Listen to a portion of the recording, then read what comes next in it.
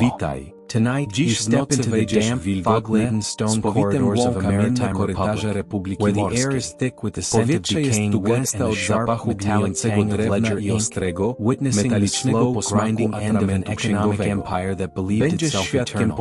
Before starting this video, which is only for you, relaxing and helping you sleep by clearing your mind, it would be a great support to us if you wrote where and when you watched it in the comments and subscribe. The commercial rhythm of the Rialto market in the final years of the 15th century operated with the predictability of the tides that washed against the foundations of the city, a system of exchange so deeply entrenched in the collective psyche of the republic that its cessation was considered a metaphysical impossibility.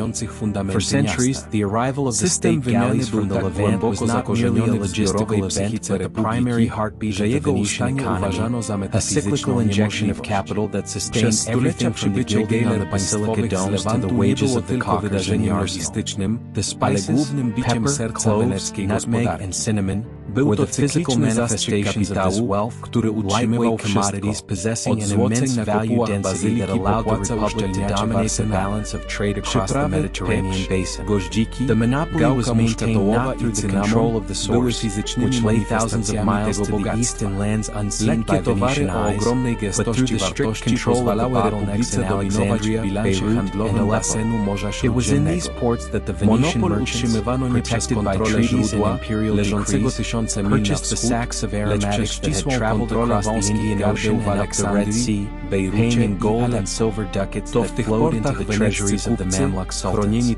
This arrangement was viewed as a permanent feature of the geopolitical landscape, a symbiotic relationship where the Venetians provided the distribution network for the goods that the Islamic world controlled at the transit points.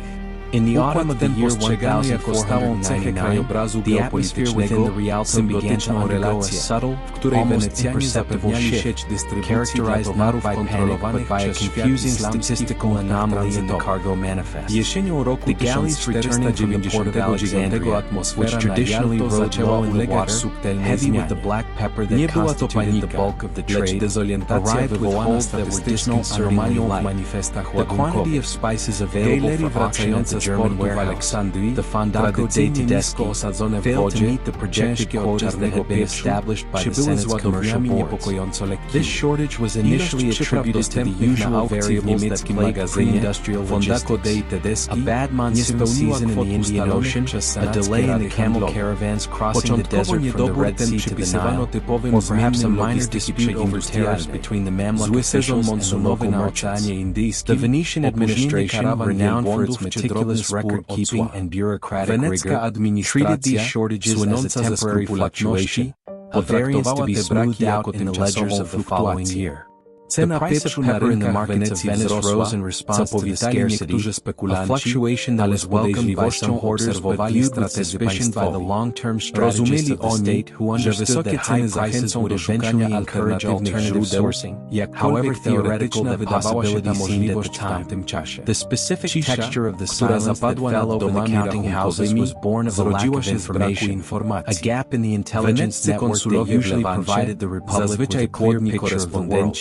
The Venetian consuls stationed in the Levant were usually prolific correspondents, sending back detailed reports on the political stability of the Sultanate, the harvest yields in the Nile Delta, and the arrival of ships from the east. However, in these critical months, the reports became fragmented and contradictory. There were rumors of a disruption in the southern seas, of strange vessels that were neither Arab nor Indian engaging in acts of piracy near the mouth of the Red Sea, but these were dismissed as the exaggerations of sailors or the localized troubles of the Mamluk navy. The idea that a fleet could bypass the traditional land routes and access the Indian Ocean directly from the Atlantic was a concept that existed in the realm of cartographic speculation, not in the practical reality of the merchant princes who walked the stones of the Piazza San Marco. The geography of the world, as understood by the Venetian establishment, was a fixed hierarchy of zones, with the Mediterranean at the center and the landmass of Africa serving as an impenetrable barrier to the south.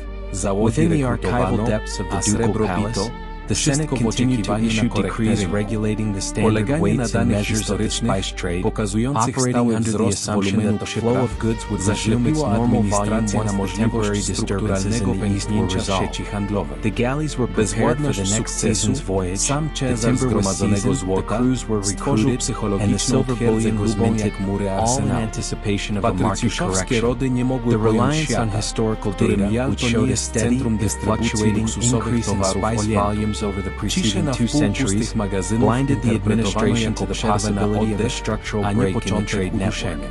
The inertia of success, the sheer weight of the gold that had been accumulated through the Levantine monopoly, created a psychological fortress that was as thick as the walls of the arsenal. The patrician families, whose lineages were intertwined with the spice trade, could not conceive of a world where the Rialto was not the clearinghouse for the luxury goods of the Orient. The silence of the warehouses, half empty and echoing with the footsteps of the clerks, was interpreted as a pause for breath rather than the onset of asphyxiation. The cognitive dissonance was further reinforced by the physical presence of the foreign merchants in the city, the Germans and the Turks, who continued to look to Venice for their supply. As long as the buyers remained, the illusion of the monopoly held. The scarcity was managed through rationing and price fixing, administrative tools designed to mitigate the impact of the shortage on the city's immediate revenues. The state, acting as the ultimate guarantor of the trade, absorbed the initial losses, dipping into the reserves to maintain the fleet and the diplomatic missions. There was no sense of urgency in the deliberations of the Council of Ten, only a methodical determination to restore the status quo. They dispatched envoys to the Sultan in Cairo, instructing them to renegotiate the tariff rates and to demand an explanation for the failure of the caravans to arrive on time. These instructions were drafted in the formal convoluted Latin of the Chancellery, sealed with lead and wax, and sent out on the next ship, carrying the voice of a republic that was demanding adherence to a contract that had already been rendered obsolete by events occurring thousands of miles away on the Malabar coast. The winds that filled the sails of the Venetian galleys blew from the north and west, pushing them towards the Levant, while the winds that were reshaping the world were blowing in the vast open expanse of the Southern Ocean, carrying hulls of boats that had never touched the waters of the lagoon. The receipt of the first definitive intelligence reports from the Venetian consulate in Alexandria marked the transition from vague unease to a cold, analytical realization of a new geopolitical reality, changing the silence of the warehouses into the silence of the secret council chamber. It was in the early months of the year 1501 that a dispatch arrived, carried by a fast galley that had prioritized speed over cargo, containing the detailed observations of the Republic's agents within the Mamluk territories. The report did not speak of bad weather or Bedouin raids, but of a systemic blockade at the entrance to the Red Sea. The agents described a state of panic within the commercial circles of Cairo and Alexandria, a paralysis of the trade caused by the presence of Frankish ships in the Indian Ocean, heavily armed vessels capable of navigating the high seas and, more critically, capable of sinking the dhows that traditionally carried the spices from India to the Arabian Peninsula. These ships were identified not as pirates, but as the royal fleet of the King of Portugal. Pomagic's realm lay on the extreme western periphery of the known world, a nation that had been engaged in a slow, methodical exploration of the African coast for decades. The intelligence detailed the arrival of the Portuguese explorer in the city of Calicut, the primary spice emporium of the Indian coast, and his subsequent return to Lisbon with a cargo of pepper and cinnamon. The implications of this single voyage were dissected by the Venetian Saviai, the wise men of the Board of Trade, with a forensic detachment. If the Portuguese could sail directly to the source of the spices, bypassing the heavy taxes of the Mamluk sultans and the markups of the intermediaries in the Levant, they could theoretically sell their goods in Europe at a fraction of the cost that Venice required to break even. The monopoly of Venice was predicated on the exclusivity of the route. If the route was duplicated, the monopoly vanished. The report further noted that the Portuguese were not merely trading but were establishing fortified factories and attacking the Muslim shipping that constituted the lifeline of the Egyptian economy. This was an act of war against the established order of the Indian Ocean, a disruption that threatened to permanently sever the artery through which the lifeblood of Venice flowed. The reaction within the Council of Ten was to impose a strict embargo on the dissemination of this news. The panic that would ensue in the Rialto if the full extent of the Portuguese success were known could lead to a collapse in the bank credit that underpinned the state's debt. The silence was maintained through the classification of the dispatches as state secrets, accessible only to the Doge and his inner circle. In the quiet of the council, maps were unrolled, maps that were suddenly revealed to be dangerously incomplete. The southern tip of Africa, previously depicted as a solid landmass connecting to Asia and the Ptolemaic tradition, was now understood to be a cape that could be rounded. The ocean was not a lake but a highway. The Venetians, masters of the enclosed sea, found themselves confronting the reality of an open ocean where their galleys, designed for the calm waters of the Mediterranean, would be swamped. The strategic depth of the Republic, which relied on the buffer of the Islamic lands to protect its trade from European competitors, had been flanked by a maneuver of global proportions. The diplomatic correspondence with the Mamluk Sultanate took on a new tone of urgency. The Venetians, who had historically viewed the Mamluks as difficult partners to be haggled with, now recognized them as essential allies in the defense of the status quo. The letters drafted during this period urged the Sultan to take decisive naval action against the intruders, offering technical advice on the construction of artillery and the tactics of naval warfare. However, the reports from Alexandria also highlighted the internal weakness of the Mamluk regime, a military caste that was resistant to technological innovation, lacking in timber for shipbuilding, and culturally averse to the type of naval warfare required to challenge the Portuguese heavy carriers. The Venetians realized that their partners were incapable of securing the Indian Ocean without significant assistance, yet Venice itself was locked in the Mediterranean, unable to project power beyond the Suez Isthmus. The silence of the desert between the Nile and the Red Sea became a barrier that trapped the Venetian navy in its own lake, unable to intervene in the struggle that would decide its future. As the months passed, the physical evidence of the Portuguese success began to filter into the markets of Northern Europe. Reports arrived from the Venetian ambassadors in Antwerp and Lisbon describing the arrival of Portuguese ships laden with spices. The prices in Lisbon were quoted at figures that sent shockwaves through the Venetian counting houses. Merchants from Germany and Flanders, who had traveled to Venice for centuries to purchase their stock, began to divert their capital to the Atlantic ports. The silence of the Rialto deepened as the foreign tongues, the German, the Hungarian, the Flemish, became rarer in the taverns and the lodgings. The emptiness of the inns was a metric of the decline more potent than any spy report. The flow of silver, which had poured into the city to buy pepper, began to reverse its course, flowing west towards the Tagus River. The Venetian Senate attempted to counter this by lowering export duties and offering incentives to the German merchants.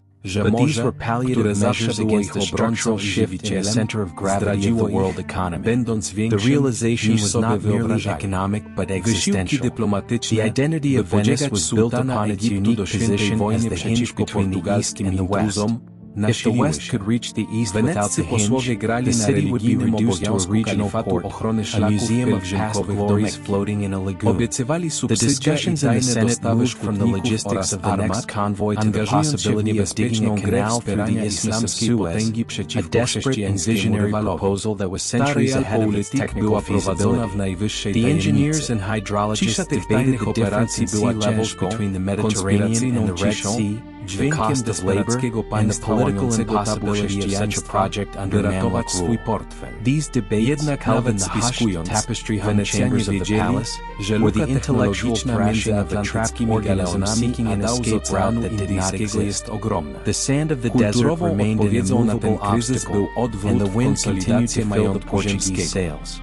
By the end of the year 1502, the quantity of spices arriving in Venice had dropped to critical levels. The state auctions were cancelled for lack of goods. The private stockpiles held by the wealthy families were liquidated at exorbitant prices, masking the long-term trend of short-term profit. But the underlying reality was undeniable. The mechanism of the muda, The convoy system that regulated the timing of the market fell into disarray. Galleys returned empty or were delayed indefinitely. The unpredictability of the supply destroyed the reliability that was the hallmark of the Venetian market. The silence of the empty warehouses was no longer an anomaly, it was the new norm. The golden age was bleeding out, not from a wound inflicted by a sword, but from the diversion of a current. The realization settled into the stones of the city that the sea, which had always been their protector and provider, had betrayed them by being larger than they had imagined. The diplomatic efforts to incite the Sultan of Egypt to a holy war against the Portuguese interlopers intensified. The Venetian envoys played upon the religious duty of the Caliphate to protect the pilgrimage routes to Mecca, which were threatened by the Christian fleets in the Red Sea. They promised financial subsidies and a covert supply of shipwrights and cannons, engaging in a dangerous game of supporting an Islamic power against a Christian rival, a policy that risked the condemnation of the Pope and the hostility of other European powers. This realpolitik was conducted in the utmost secrecy, the letters written in cipher and carried by agents posing as merchants. The silence of these covert operations was a heavy, conspiratorial silence, the sound of a desperate state breaking the taboos of Christendom to save its wallet. Yet even as they plotted, the Venetians knew that the technological gap between the Atlantic galleons and the Indian Ocean dhows was immense, a chasm that gold and intrigue might not be sufficient to bridge. The cultural response to this crisis was a retreat into the consolidation of landed wealth. The patrician families, sensing the volatility of maritime trade, began to shift their investments from the sea to the terra firma, the Italian mainland. They bought estates, drained marshes, and built villas, transforming themselves from merchant adventurers into landed aristocracy.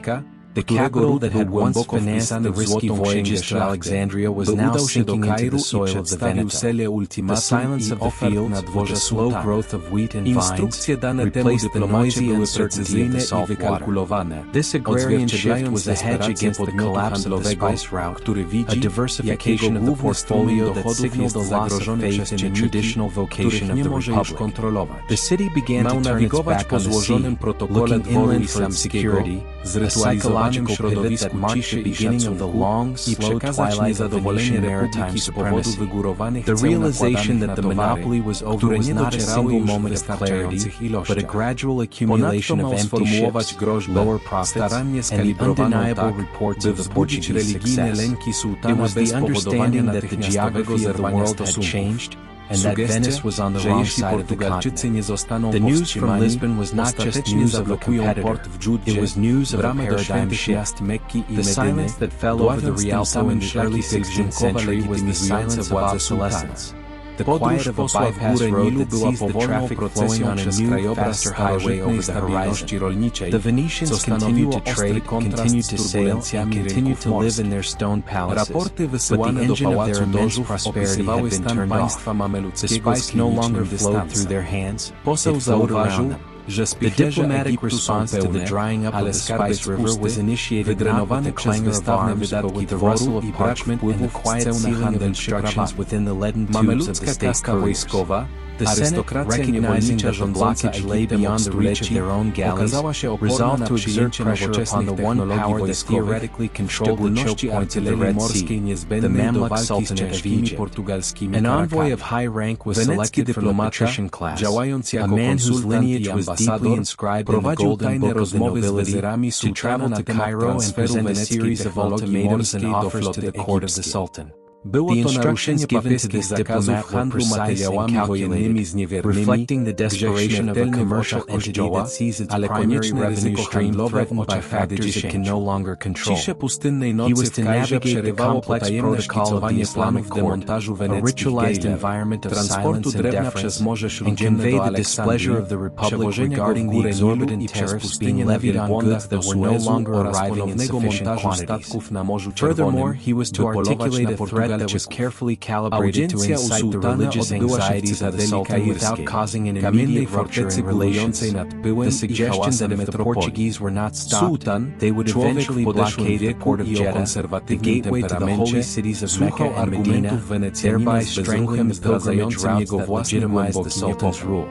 The journey of the envoy up the Nile River was a slow procession through a landscape of ancient agricultural stability, a sharp contrast to the turbulence of the maritime markets. The report sent back to the Doge's palace described the condition of the Mamluk state with a clinical detachment. The envoy noted that the granaries of Egypt were full, but the treasury was empty, drained by the lavish expenditure of the court and the lack of customs revenue from the spice trade. The Mamluk military caste, a slave aristocracy that had ruled Egypt for centuries, was observed to be resistant to the adoption of modern military technologies, specifically the naval artillery that was essential for combating the heavy Portuguese carracks. The Venetian diplomat, acting as a consultant as much as an ambassador, engaged in secret discussions with the Sultan's viziers regarding the transfer of Venetian naval technology to the Egyptian fleet. This was a violation of the papal bans on trading war materials with the infidel, a mortal sin in the eyes of the Church, but a necessary commercial risk in the eyes of the Council of Ten. The silence of the desert night in Cairo was broken by the covert drafting of plans to dismantle Venetian galleys, transport the timber across the Mediterranean to Alexandria, carry it up the Nile and across the desert on camels to Suez, and reassemble the ships in the Red Sea to hunt the Portuguese. The audience with the Sultan took place in the citadel of Cairo, a fortress of stone that overlooked the dust and noise of the metropolis. The Sultan, a man of advanced years and conservative temperament, listened to the Venetians' arguments with a stillness that betrayed his own deep anxiety. The intelligence provided by the Venetian spy network concerning the Portuguese activities in the Indian Ocean was laid out before the court. The establishment of fortified trading posts, the bombardment of coastal cities, and the systematic hunting of the Arab dhows that carried the pepper. The Sultan was informed that the Franks of the ocean were not merely raiders but settlers, intent on diverting the entire flow of the spice trade around the continent of Africa. The Venetian envoy proposed a joint operation, a pooling of resources where Venice would provide the technical expertise and the timber, commodities that Egypt lacked, while the Mamluks would provide the manpower and the logistical base to launch a fleet from the Red Sea. The silence of the court as the proposal was weighed was the silence of a regime facing its own obsolescence.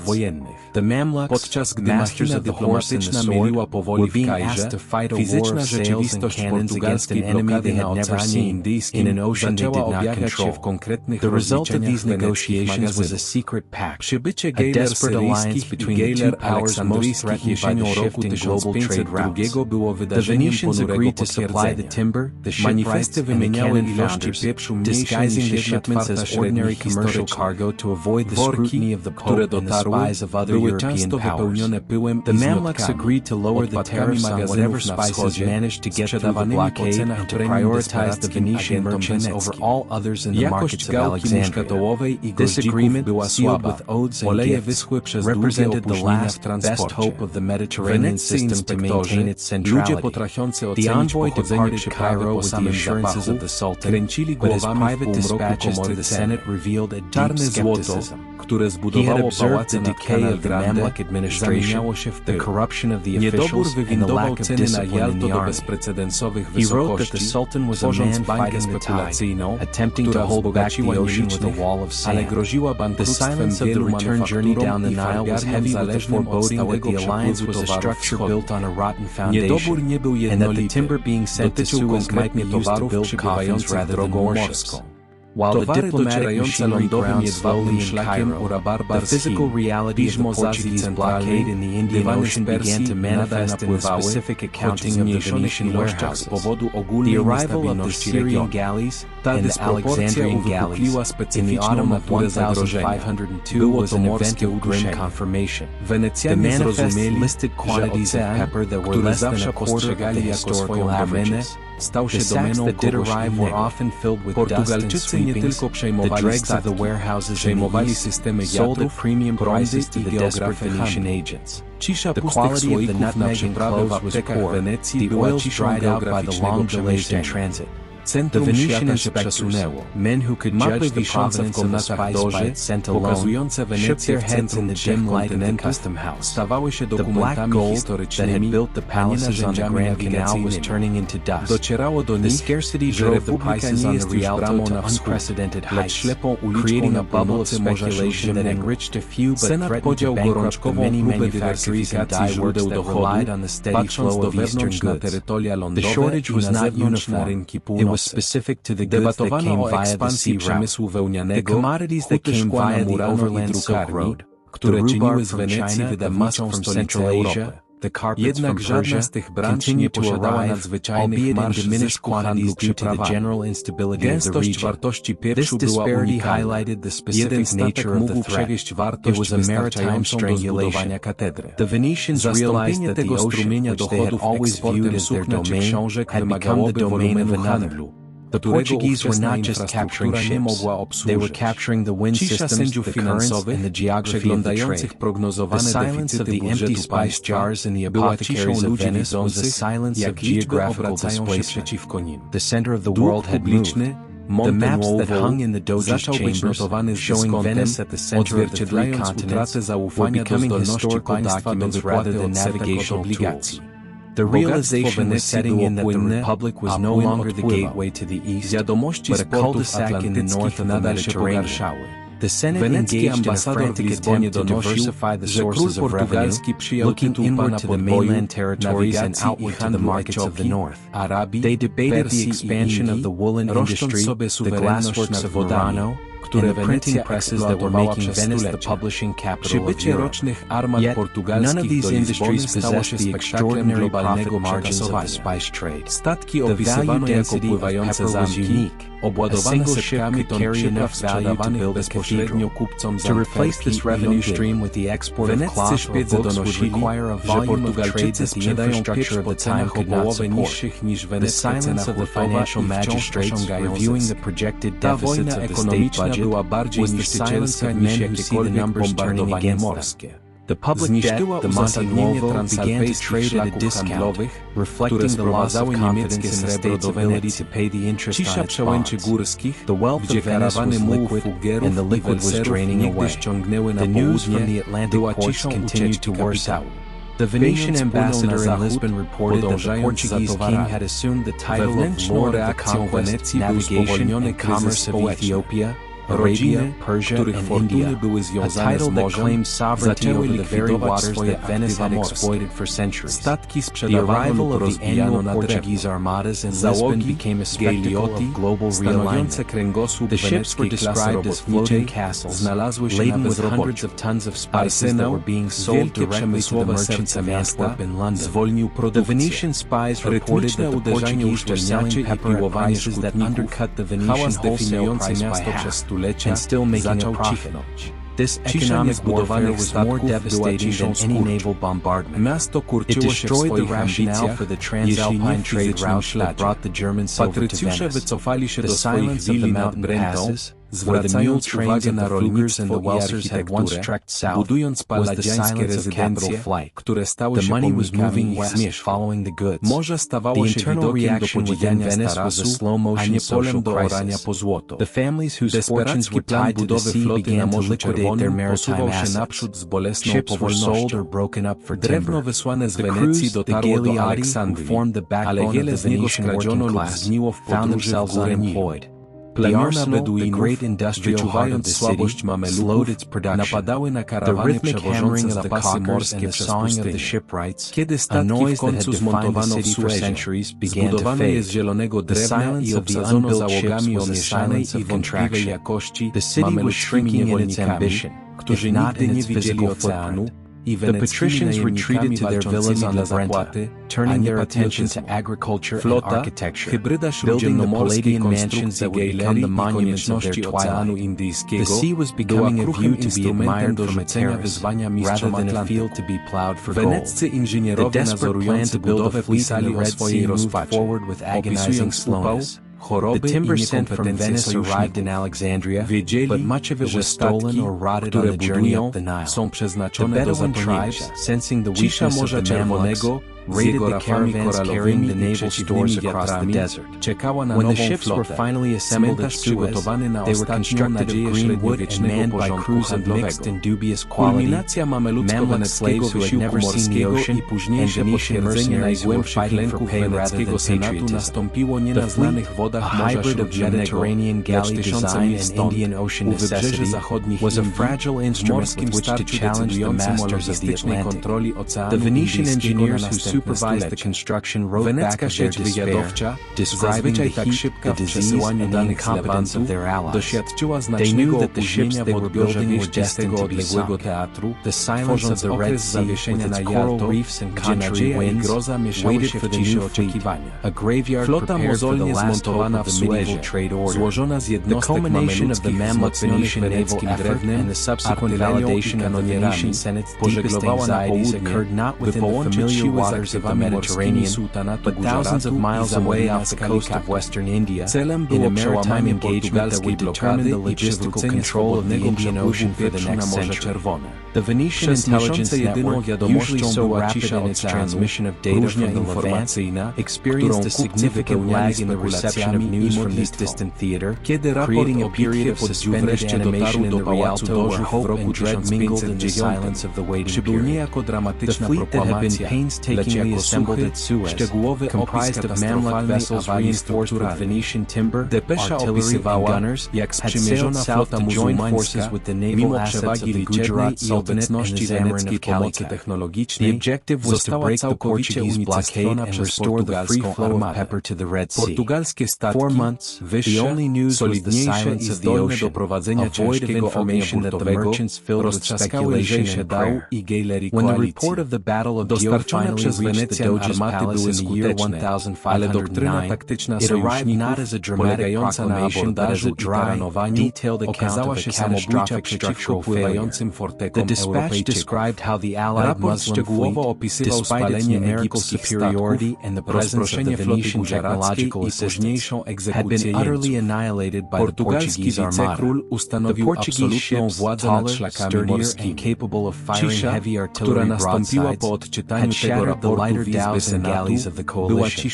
The Venetian-supplied cannons had been effective, but the tactical doctrine of the Allies, relying on boarding and ramming, had proved suicidal against the floating fortresses of the Europeans. The report detailed the burning of the Egyptian ships, the scattering of the Gujarati fleet, and the subsequent execution of the prisoners. The Portuguese viceroy had established absolute dominion over the sea lanes. The silence that followed the reading of this report in the Senate chamber was the silence of finality. The military auction had been played and it had lost. The Red Sea was no longer a Venetian lake by proxy. It was a Portuguese bottleneck. The economic repercussions of the defeat at Dio were immediate and irreversible. The Portuguese, having secured the sea, proceeded to enforce a monopoly system of their own. The Cartas, which required all trading vessels in the Indian Ocean to purchase a pass for the Portuguese crown. The flow of spices through the traditional Islamic networks did not stop entirely.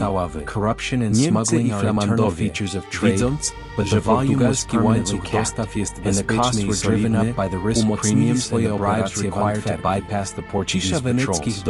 Venice was forced to purchase its spices in a constrained market where it no longer set the price. The intermediary rent that the Republic had extracted for centuries was eliminated. The Germans and the Flemish, realizing that the Portuguese supply chain was secure and robust, entrenched their operations in Antwerp. The silence of the Venetian counting houses was no longer a pause, it was a structural vacancy. The ledger books showed a permanent red line. The cost of acquiring pepper in Alexandria now exceeded the price at which it could be sold in Northern Europe. The internal banking crisis that followed the realization of this permanent shift was a slow-motion collapse of the credit structures that underpinned the Venetian economy.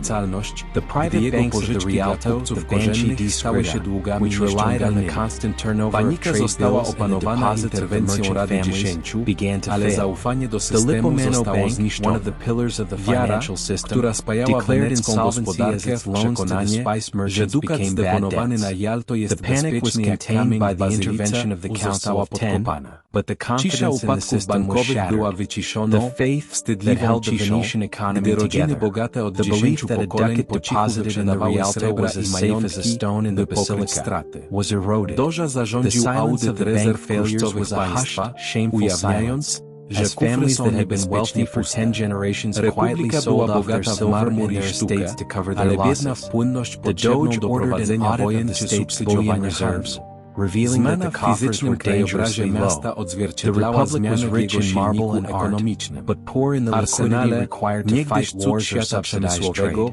The shift in the physical landscape of the city reflected the shift in its economic engine. The arsenal, once the marvel of the industrial world, capable of churning out a galley a day, reduced its workforce. The demand for the great merchant galleys, the demercado class, evaporated. The shipwrights turned their tools to the maintenance of the smaller war galleys needed to patrol the Adriatic against pirates and the Ottomans, a defensive posture that signaled the contraction of the Republic's horizons. The vast timber yards, usually stacked high with oak and larch from the Dolomites, stood half empty. The silence of the arsenal was a haunting silence for the Venetians, a cessation of the industrial heartbeat that had driven their expansion. The city began to look less like a factory and more like a salon, a place of consumption rather than production. The rise of the luxury industries, silk weaving, glass blowing, printing, was a compensation for the loss of the heavy trade, a shift towards high-value, low-volume goods that could be exported to the courts of Europe, but which could not replace the rivers of gold that had flowed from the spice sacks. The psychological adaptation of the Venetian elite to this new reality involved a complex process of denial and reinvention.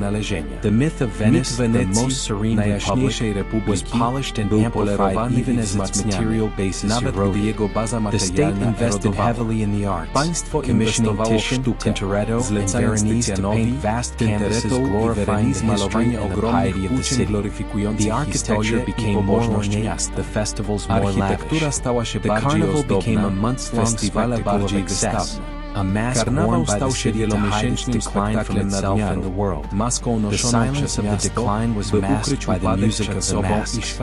The patricians spoke of the wisdom of their constitution and the stability of their government, contrasting it with the chaos of the wars of religion tearing apart the rest of Europe. They constructed a narrative of Venice as a sanctuary of civilization, a Rome that had not fallen. This cultural propaganda was effective. The world continued to admire Venice, to visit it, and to buy its luxury goods, even as the center of power shifted to the Atlantic. The strategic reorientation towards the terra firma accelerated. The Venetian nobility transformed the marshy lands of the Veneto into productive agricultural estates. They introduced maize, the new grain from the Americas, to the Italian peninsula, ironically benefiting from the very discovery that had ruined their spice trade. The Palladian villas that rose along the Brenta Canal were not merely summer houses. They were the headquarters of agricultural enterprises. The ledger books of the families began to record harvests of wheat, rice, and wine instead of shipments of pepper and cloves. The silence of the sea was replaced by the silence of the land, the slow, cyclical rhythm of the seasons replacing the frantic volatility of the market. This landed wealth provided a stable income that allowed the Republic to survive for another 3 centuries, but it was a different kind of wealth, conservative and static. The dynamism of the maritime republic was gone, buried in the soil of the mainland. The diplomatic relations with the Ottoman Empire also underwent a transformation. With the Mamluk Sultanate destroyed by the Ottomans in 1517, Venice found itself sharing a border with the superpower of the age. The Venetians, pragmatists to the core, quickly adapted, sending envoys to Constantinople to secure trading rights in the new Ottoman ports. They managed to maintain a flow of trade through the Levant, capitalizing on the corruptibility of Ottoman officials and the inefficiencies of the Portuguese monopoly. There were years when the spice trade revived, when the blockade in the Indian Ocean lifted, and the caravans arrived in Aleppo once again. But these were twilight rallies, temporary fluctuations in a terminal trend. The Venetians knew that they were now trading on the sufferance of the Turks and the negligence of the Portuguese. The silence of the Venetian quarter in Constantinople was a watchful silence, a precarious existence dependent on the mood of the Sultan and the bribes paid to the vizier. By the middle of the 16th century, the realization was complete. The generation that had remembered the absolute monopoly was gone. The new generation of patricians accepted the reality of a divided world. They understood that Venice was now a regional power, a brilliant but diminished player on the European stage. The spice route was a memory, a story told to children about the days when a bag of pepper was worth a man's life. The silence that had fallen over the Rialto in 1499 had become the background noise of the city, a quiet acceptance of a new equilibrium. The water continued to lap against the stones of the palaces, rising and falling with the tide, indifferent to the loss of the empire. The Venetians had learned the hardest lesson of history, that nothing is eternal and that the map of the world is drawn in water, not in stone. The monopoly was over, but the city remained, floating in its lagoon, a beautiful, silent monument to the commerce that had once been its soul. The structural reconfiguration of the Venetian economy in the wake of the Portuguese maritime ascendancy was not merely a matter of adjusting ledger balances, but involved a fundamental physical transformation of the republic's relationship with the geography it inhabited. The city, which had for centuries turned its face exclusively toward the salt water of the lagoon and the open sea beyond the Lido, began a slow and deliberate pivot toward the fresh water and the solid earth of the Italian mainland, the terra firma. This shift was driven by the cold logic of capital preservation, as the returns on maritime trade ventures became volatile and increasingly diminished by the Portuguese competition. The patrician family sought a safe harbor from the immense wealth that had been accumulated during the golden age of the monopoly. The land, unlike the sea, could not be sunk by a cannonball or diverted by a new navigational route. The acquisition of vast estates in the regions of Padua, Vicenza, and Treviso became the primary focus of investment for the noble houses that had once bid furiously for pepper sacks on the Rialto. The silence of the maritime charts, now rendered obsolete by the circumnavigation of Africa, was replaced by the rustle of cadastral maps and land deeds, marking the transition of the Venetian elite from a merchant meritocracy to a landed aristocracy. The physical manifestation of this agrarian turn was the sudden proliferation of the villa architecture that began to dot the banks of the Brenta Canal and the foothills of the Alps. These structures, often designed by the architect Andrea Palladio and his disciples, were not merely summer retreats for the leisure of the nobility, but were the functional headquarters of sophisticated agricultural enterprises. The Venetian capacity for hydraulic engineering, which had been honed in the maintenance of the lagoon and the dredging of canals, was repurposed for the reclamation of the mainland swamps. The marshes, which had been viewed for centuries as a defensive barrier against terrestrial invasion, were now drained, channeled, and cultivated. The silence of the malarial wetlands was broken by the digging of drainage ditches and the construction of dikes, creating a new landscape of ordered geometric fields devoted to the cultivation of wheat, maize, and rice. The introduction of maize, a crop of the New World that had arrived via the Spanish Atlantic trade, ironically provided the caloric surplus that allowed the Venetian state to sustain its population even as its commercial empire contracted. The polenta, that would become a staple of the region, was a biological consequence of the very global shift that had impoverished the spice merchants. The industrial base of the city itself underwent a parallel transformation, moving away from the bulk processing of raw materials towards the production of high-value, low-volume luxury goods that could command a premium in the courts of Europe regardless of the transport costs. The glass furnaces of Murano, which had been engaged in the production of beads and utilitarian vessels, began to specialize in the creation of cristallo, a clear, fragile glass that mimicked the properties of rock crystal. The secrets of this chemical process were guarded with a paranoia that rivaled the state's protection of its diplomatic codes. Glassblowers were forbidden from leaving the Republic under penalty of death. The silence of the glass workshops was a guarded silence, a zone of industrial secrecy secrecy where the breath of the artisan transformed silica and soda ash into objects of exquisite refinement. These mirrors and goblets, zajmujące się wcześniej produkcją koralików i naczyń became the new ambassadors of Venetian craft, replacing the bags of cloves and nutmeg. The value was no longer inherent in the material itself as with the spices, but was added by the skill of the Venetian hand, a shift from trading nature's bounty to trading human ingenuity. The textile industry also saw a shift towards the highest end of the market. The wool trade, which had been a staple of the Venetian connection with England and Flanders, faced stiff competition from the developing industries of the north. In response, the Venetian weavers focused on silk, velvet, and brocade, utilizing the raw silk that continued to arrive via the overland routes from the Caspian.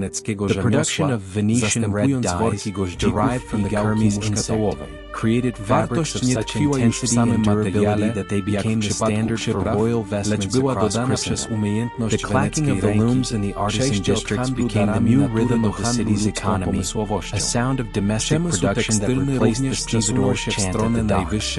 The state implemented strict sumptuary laws and quality controls to ensure that the brand of Venice remained unalloyed, recognizing that in a shrinking market, reputation was the only currency that retained its value. The silence of the fading spice trade was filled by the rustle of heavy silks, a luxury that cloaked the decline of the Republic in a shimmering crimson facade.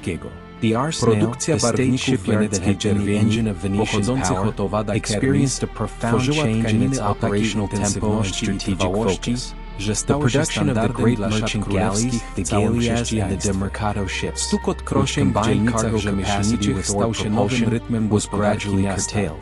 These vessels, masters of the calm Mediterranean, were inefficient and vulnerable compared to the high-sided sailing ships of the Atlantic powers.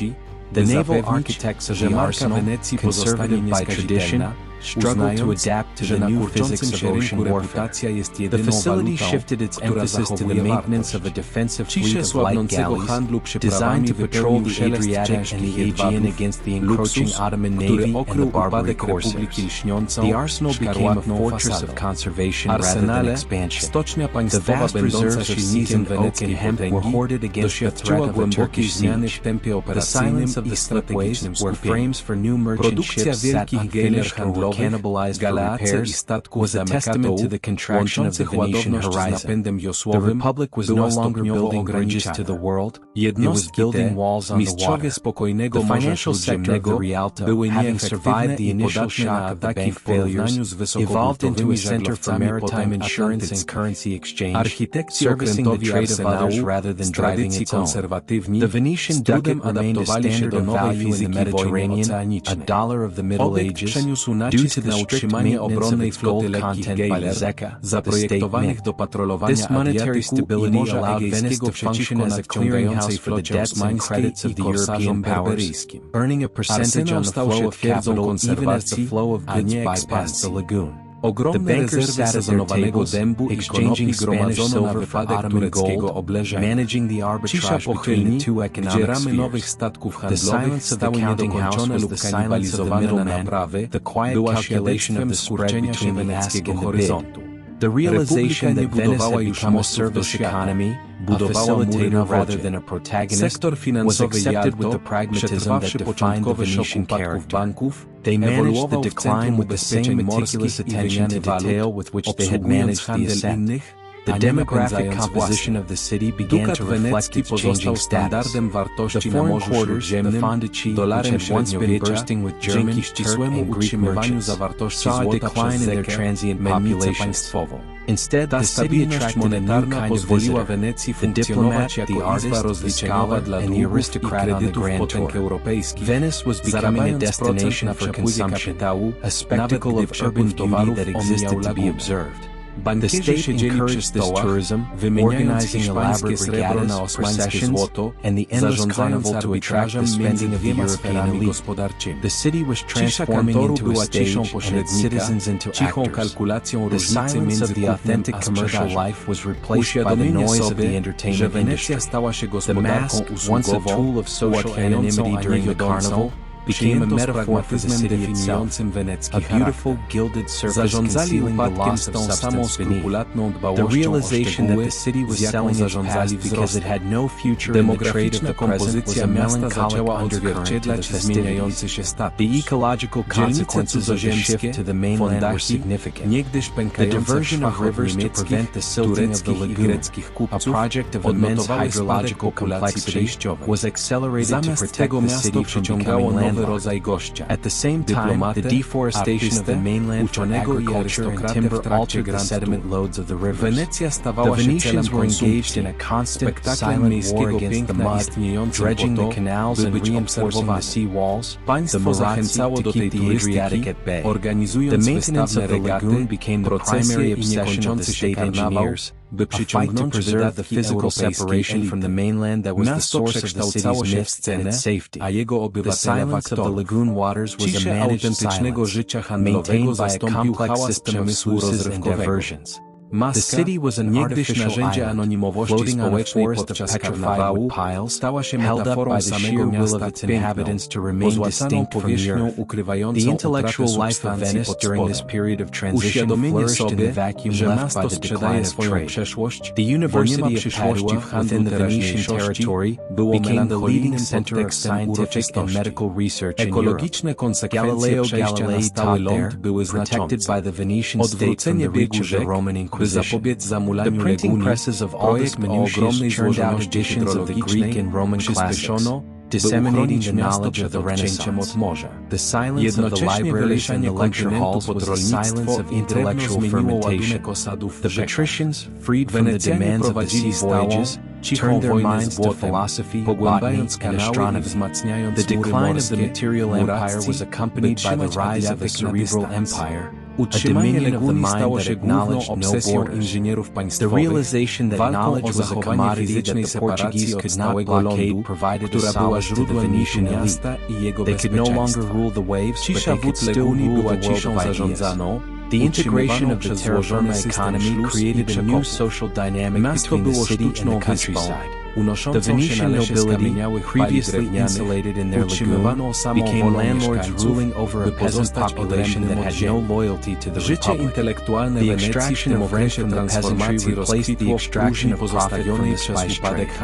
This shift created tensions and periodic unrest on the mainland, requiring a permanent military presence to secure the harvest.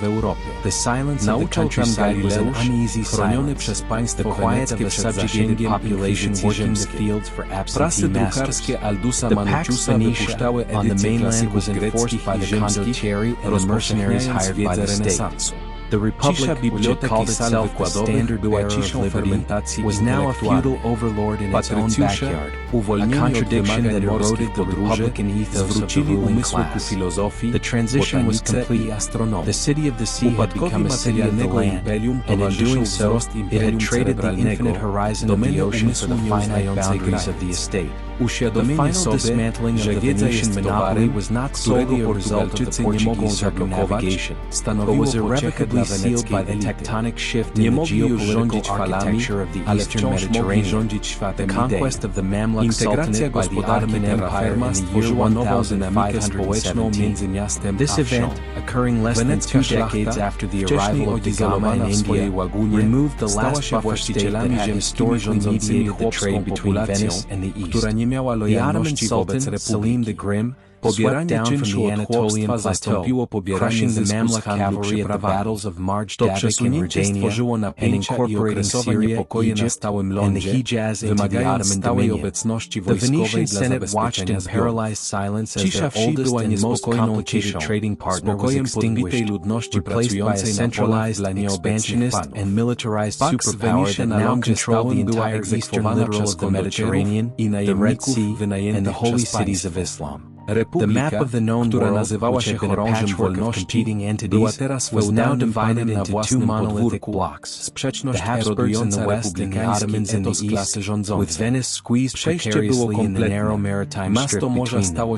The immediate consequence of the Ottoman seizure of Cairo was the suspension of the capitulations, the ancient commercial treaties that had granted the Venetians privileged status in the ports of Alexandria and Beirut. The Ottoman bureaucracy, centralized in Constantinople, did not recognize the special rights that the Mamluks had sold to the Venetians. The Venetian Belo, the ambassador in Constantinople, was forced to engage in a humiliating and costly renegotiation of the Republic's right to trade. The silence of the diplomatic waiting rooms in the Topkapi Palace became a familiar experience for the Venetian envoys. They were no longer dealing with a decaying dynasty desperate for cash, but with a confident empire at the zenith of its power, an empire that viewed trade as a secondary concern to conquest and religious consolidation. The terms dictated by the port were harsh: higher tariffs, restricted movement for merchants, and a constant threat of confiscation. The realization that Venice held no leverage in these negotiations was a bitter pill. The Ottomans did not need the Venetian galleys to move their goods, as the Portuguese blockade had already strangled the volume of spices reaching Suez. The Ottomans, possessing the timber resources of Anatolia and the Black Sea, began to construct a naval capability in the Red Sea and the Indian Ocean to challenge the Portuguese, an ambition that the Mamluks had failed to realize. However, unlike the Mamluks who had sought Venetian technical aid, the Ottomans had their own maritime traditions and gunpowder technology. They launched expeditions against the Portuguese strongholds in Dio and Hormuz, turning the Indian Ocean into a theater of war between the two superpowers. Venice was excluded from this conflict, a bystander in the struggle for the control of the trade routes that had once been its exclusive domain. The silence of the Venetian navy, confined to the Mediterranean while the fate of the spice trade was decided in the Indian Ocean, was a silence of strategic irrelevance. The Republic could only watch as the price of pepper fluctuated with the news of battles fought by others in seas it could not reach. The internal reorganization of the Ottoman Egypt further marginalized the Venetian presence. The Ottomans redirected the grain and rice of the Nile Valley towards Constantinople to feed their growing capital and army, reducing the surplus available for export to Venice. The granary of the Mediterranean was now the granary of the Sultan. The Venetians, who had relied on Egyptian grain to feed their city during times of famine, found themselves vulnerable to food insecurity. The silence of the grain ships failing to arrive at the Zadra was a threat more immediate than the loss of the spice trade. The Senate was forced to develop new supply lines, importing grain from the Black Sea or the plains of Italy, further integrating the Republic into the terrestrial economy and weakening its maritime orientation. The realization that the Ottomans held the keys to the Venetian stomach as well as the Venetian purse created a dependency that dictated a policy of caution and appeasement towards the port.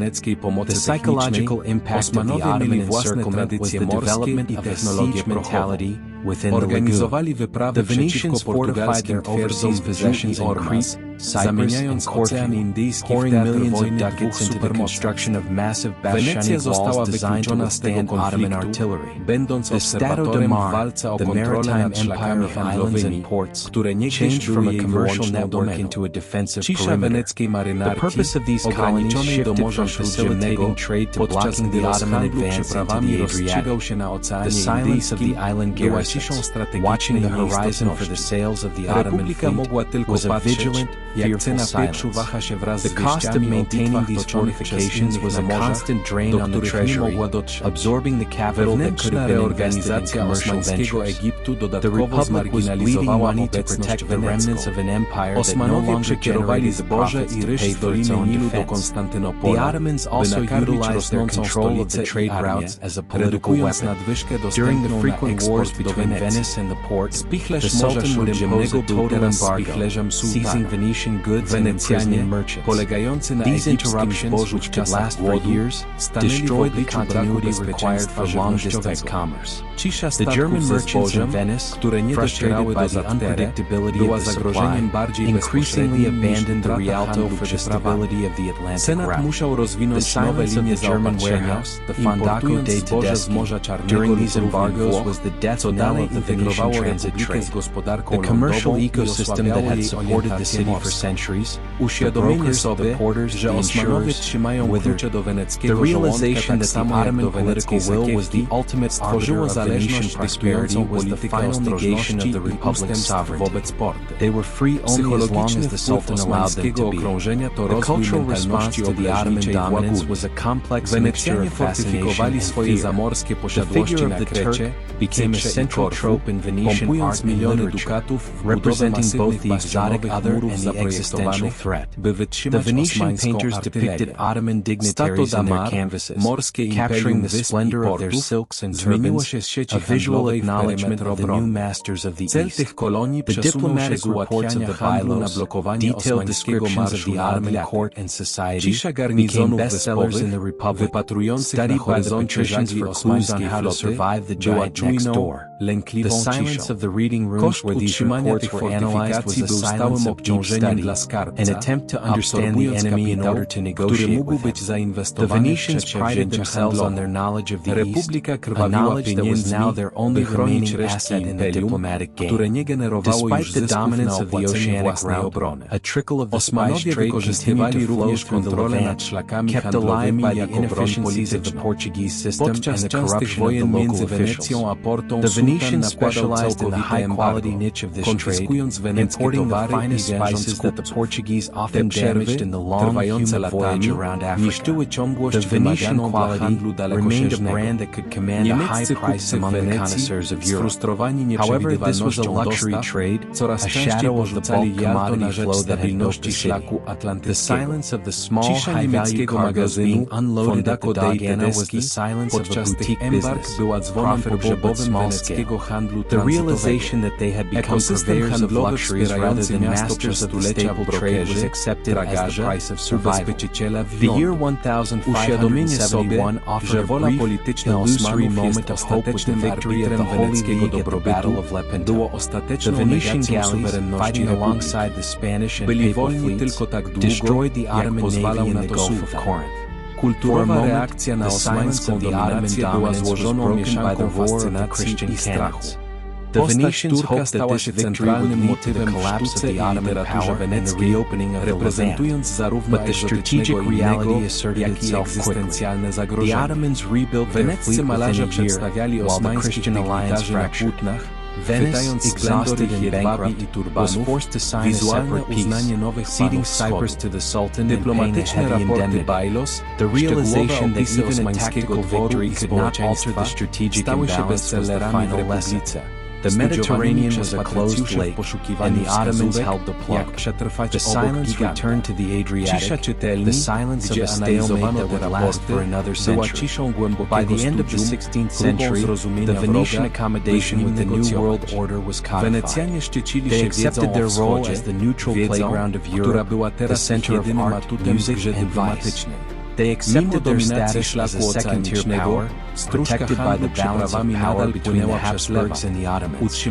They accepted the loss of the monopoly with a shrug of the shoulders, turning their energy to the perfection of their own city. The silence of the decline was drowned out by the music of Vivaldi and the operas of Monteverdi. The city became a work of art, a beautiful, dying thing that existed for the pleasure of the observer.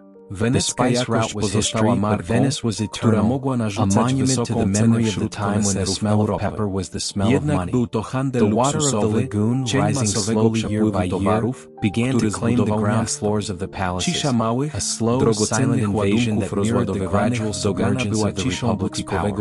The erosion of the commercial monopoly and the physical movement of goods across the sea was mirrored by a parallel and equally devastating structural weakness within the financial architecture that had been constructed to facilitate that trade, a fragility that exposed the Venetian banking system to a slow-motion collapse in the middle decades of the 16th century. The private banks of the Rialto, known as the Banshee Distrita, operated on a system of fractional reserve banking that was centuries ahead of its time but dangerously vulnerable to a crisis of confidence.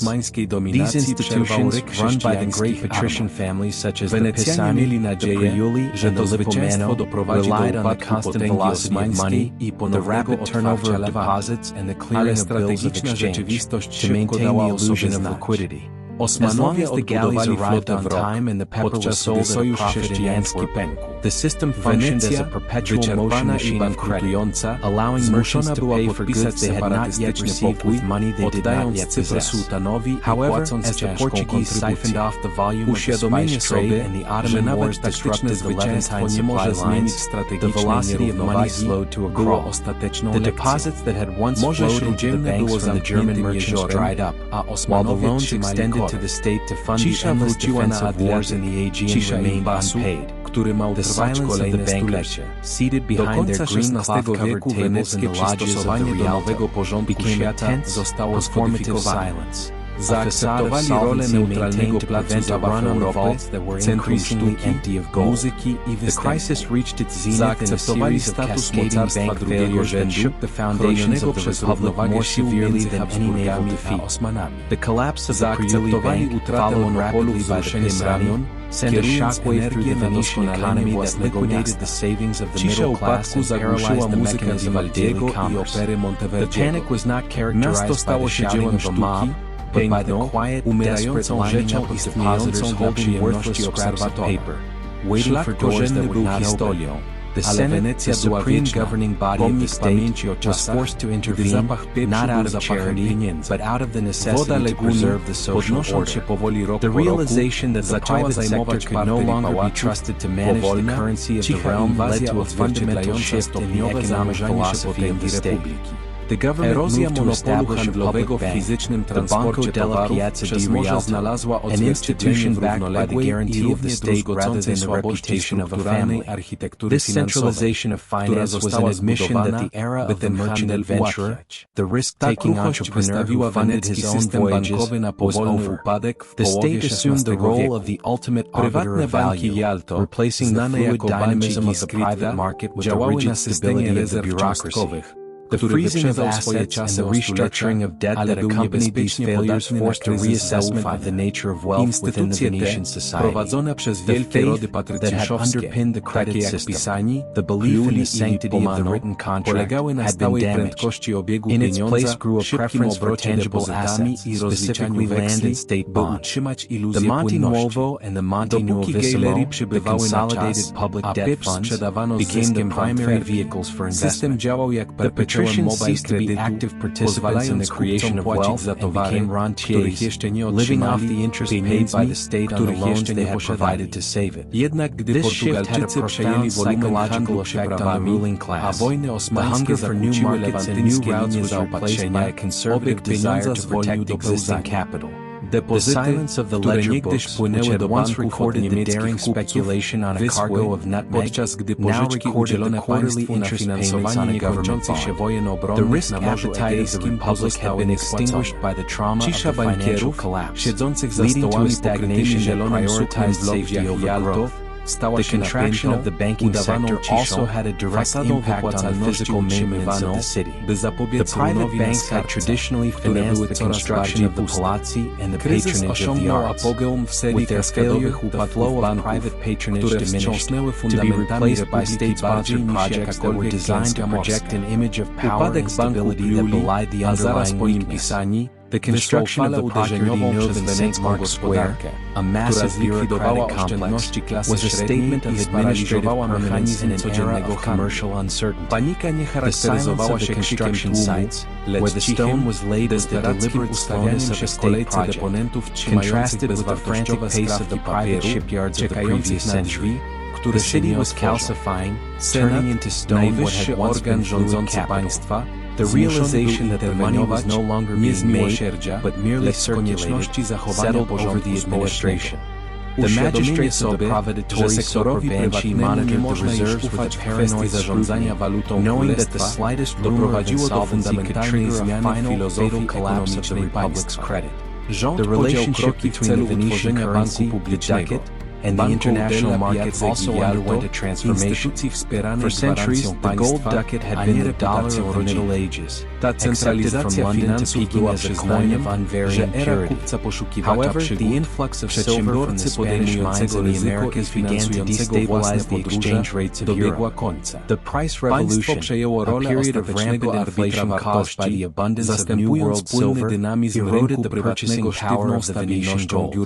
The Senate engaged in a silent technical war against this monetary debasement, struggling to maintain the minting standards of the Zecca while the value of their reserves fluctuated wildly against the Spanish real and the Ottoman Act. The minting of the silver scudo was an attempt to adapt to the new bimetallic reality, but it was a defensive measure. The silence of the mint, where the heavy presses struck coins that bought less grain with each passing year, was the silence of a currency losing its sovereignty. Venice could no longer dictate the terms of trade. It had to accept the prices set by the Atlantic powers who controlled the flow of bullion from the mines of Potosi and Zacatecas. The decline of the banking dominance meant that Venice lost its role as the clearinghouse of Europe. The center of financial gravity shifted to Antwerp and later to Amsterdam and London, cities that were integrated into the Atlantic economy. The bills of exchange that had once flowed through the Rialto now bypassed it entirely. The German merchants, the Funkers and the Welsers, moved their operations north, leaving their warehouses in the Fondaco de Tedeschi half-empty. The silence of the German exchange was a metric of the city's irrelevance. The couriers who had once ridden over the Alps with pouches full of Venetian letters of credit now rode west. The realization that the financial network had rerouted itself around the lagoon was a blow as severe as the loss of the spice trade.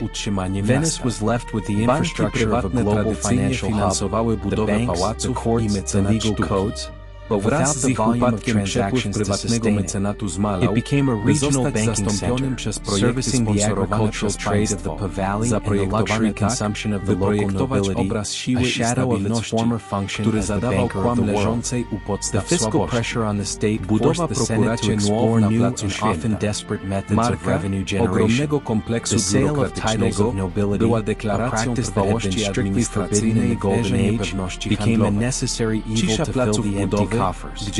Wealthy mainland families, merchants who had made their fortunes in wool or grain, bought their way into the Libro d'Oro, diluting the ancient purity of the patrician class.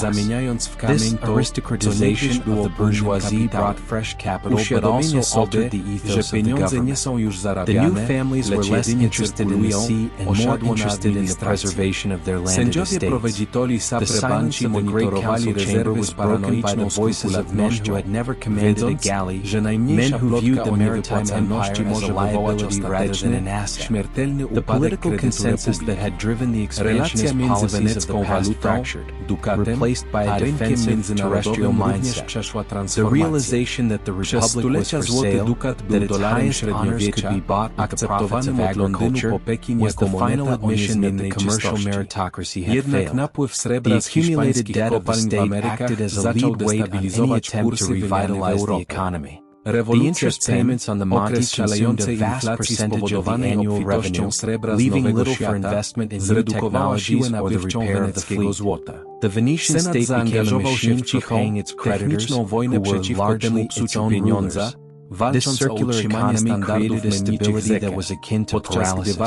There was no capital available for risky ventures in the Atlantic or the exploration of new markets. The silence of the investment boards was the silence of risk aversion. The realization that they were trapped in a debt spiral of their own making led to a policy of neutrality in European affairs, a withdrawal from the great power games that Venice could no longer afford to play. The silence of the lagoon was the silence of a retired power, living on a fixed income, watching the younger, wealthier nations fight for the control of the world that Venice had once thought belonged to it alone. The biological vulnerability of the city, suspended in a stagnant lagoon and dependent on the high-density interaction of human bodies for its economic function, was brutally exposed in the final quarter of the 16th century, creating a silence more profound and terrifying than any commercial contraction. In the summer of 1575, a ship arriving from the Levant, carrying not spices but the invisible bacillus of the plague, docked at the quarantine station. Despite the rigorous protocols of the Magistrato della Sanità, the infection breached the cordon sanitaire, carried perhaps by a flea on a rat or a piece of contaminated cloth. The epidemic that ensued was a catastrophe that fundamentally altered the demographic and psychological structure of the Republic. For 2 years, the city was transformed into a necropolis. The bustling noise of the canals, the shouts of the gondoliers, and the haggling of the market ceased entirely, replaced by the tolling of the death knells and the splashing of oars on the boats carrying the dead to the burial islands. The plague of 1575 to 1577 claimed the lives of nearly 50,000 citizens, representing more than a third of the total population of the city. The mortality was not evenly distributed. It struck with particular ferocity among the artisan classes, the weavers, the glassblowers, and the shipwrights who lived in the crowded districts of Cannaregio and Castello. These were the hands that produced the luxury goods that had become the city's economic lifeline. The loss of this skilled labor force was a blow from which the Venetian industries never fully recovered. The secrets of the glass furnaces and the dye vats died with the masters who were buried in the mass graves of the lazaretto. The silence of the workshops after the plague was the silence of lost knowledge. The transmission of craft, which depended on the apprenticeship system and oral tradition, was severed. The realization that the human capital of the city had been decimated forced a contraction in the scale of production. The remaining workshops could not meet the demand, and the quality of the goods began to decline as untrained laborers attempted to fill the void. The state's response to the biological siege was a mobilization of resources that rivaled the military campaign. The Lazaretto Vecchio and the Lazaretto Nuovo, islands in the lagoon designated for the isolation of the sick and the convalescent, were overwhelmed. The government requisitioned boats, food, and medicine, straining the already depleted treasury. The social order of the city, usually so rigid, began to fray under the pressure of the mortality. The patricians fled to their villas on the mainland, leaving the administration of the city to a skeleton crew of functionaries who operated from behind vinegar-soaked masks. The silence of the Great Council, which could not meet due to the risk of contagion, was a political vacuum. The city was ruled by the health magistrates, who wielded the power of life and death, sealing houses with the sick inside and burning the furniture of the infected. The realization that the city was a trap, that the very density that made it efficient also made it lethal, instilled a deep, lingering fear of the urban environment in the surviving population. The psychological impact of the plague manifested in a surge of intense, almost fanatical religious devotion. The Venetians, having exhausted their medical and administrative remedies, turned to the divine for salvation. The Senate vowed to build a magnificent church dedicated to Christ the Redeemer, Illinois Redentor, if the pestilence would cease. The construction of this church, designed by Andrea Palladio on the island of Giudecca, was a monumental act of propitiation, a stone offering to an angry God. The silence of the annual procession across the pontoon bridge to the Redentor, established after the plague subsided, was a silence of collective trauma and gratitude. It was a ritualized acknowledgement of the city's helplessness in the face of nature. The confidence of the Renaissance, the belief in man as the measure of all things, was shaken by the arbitrary cruelty of the disease. The art and literature of the post-plague period took on a darker, more somber tone, reflecting the proximity of death and the vanity of earthly wealth. The death of the aged painter Titian during the epidemic served as a symbolic marker for the end of the Venetian Golden Age. The master, who had captured the light and color of the Republic at its zenith, died in his studio, surrounded by unfinished canvases. The looting of his house by thieves while he lay dying was a metaphor for the degradation of the city. The silence of his studio, the brushes drying and the paint's hardening, represented the end of a specific era of artistic dominance. While Venice would continue to produce great art, the exuberant, confident energy of the early 16th century was gone, replaced by the introspective, mannerist complexity of the later period. The realization that even the greatest genius could not escape the common pit was a humbling lesson for the city that had believed itself immortal. The demographic recovery of the city was slow and incomplete. To replenish the population, the Senate encouraged immigration from the mainland and the Dalmatian colonies. The new inhabitants, while filling the physical space of the city, did not possess the deep cultural memory or the specialized skills of the generations that had perished. The distinct Venetian dialect and the cohesive social traditions were diluted. The silence of the old neighborhoods was filled with new accents and new customs. The continuity of the city had been broken. The Venice that emerged from the plague was a different city, more cautious, more religious, and more aware of its own fragility. The robust, aggressive commercial spirit that had challenged popes and emperors was replaced by a desire for preservation and survival. The economic consequence of the population loss was a sharp rise in wages for the surviving workers,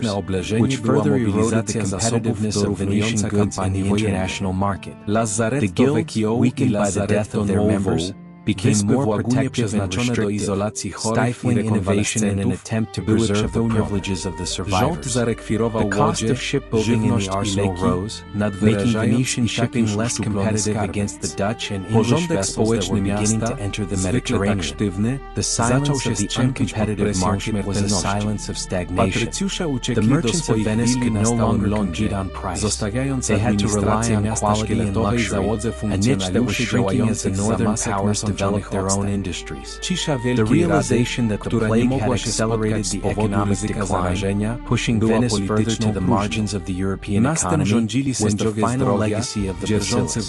The establishment of the Proveditore alla Sanita as a permanent and powerful magistracy marked the institutionalization of the fear of disease.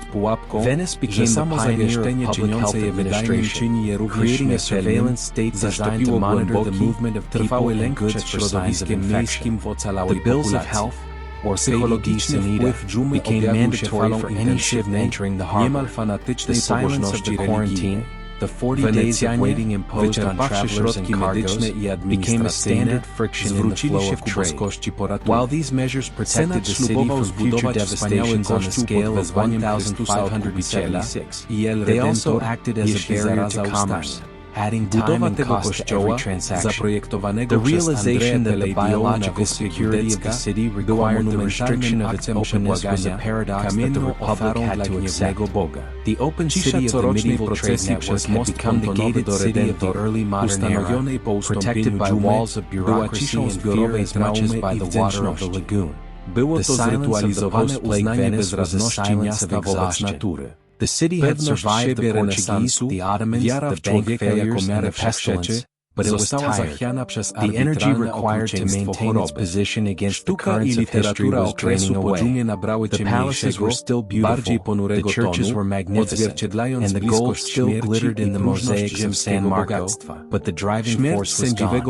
The Venetians looked out at their lagoon, now a barrier against disease rather than a highway to wealth, and understood that their role in the world had changed. They were no longer the protagonists of history, but the curators of a magnificent museum, guardians of a silence that held the echoes of a greatness that would not return. The water continued to rise, the stone continued to settle, and the city waited, beautiful and still, for the next chapter of its long, slow decline.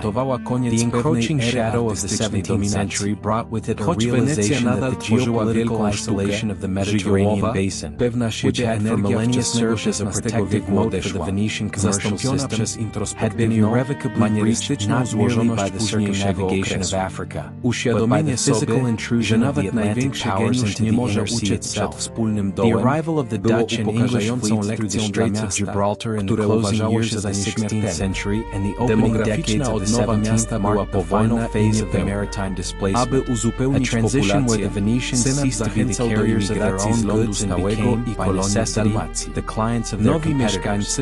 This phenomenon, referred to in the senatorial archives as the Northern Invasion, was not characterized by a singular naval engagement or a declaration of war, but by a gradual, suffocating saturation of the shipping lanes by vessels that were technologically superior, logistically more efficient, and commercially more aggressive than the aging galleys of the Republic. The silence of the Venetian merchant marine, once the dominant acoustic presence in the ports of the Levant and the Adriatic, was replaced by the guttural commands of Dutch captains and the creaking of English oak hulls, a sonic shift that signaled the end of the Venetian monopoly on the transport of freight within its own sphere of influence. The technological disparity between the Venetian galleazza and the northern Breton or flight was a consequence of the differing environmental pressures of the Atlantic and the Mediterranean. The Venetian galley, with its low freeboard, reliance on oar propulsion for maneuverability, and large crew requirements, was an optimized machine for the calm waters and short-haul voyages of the inner sea.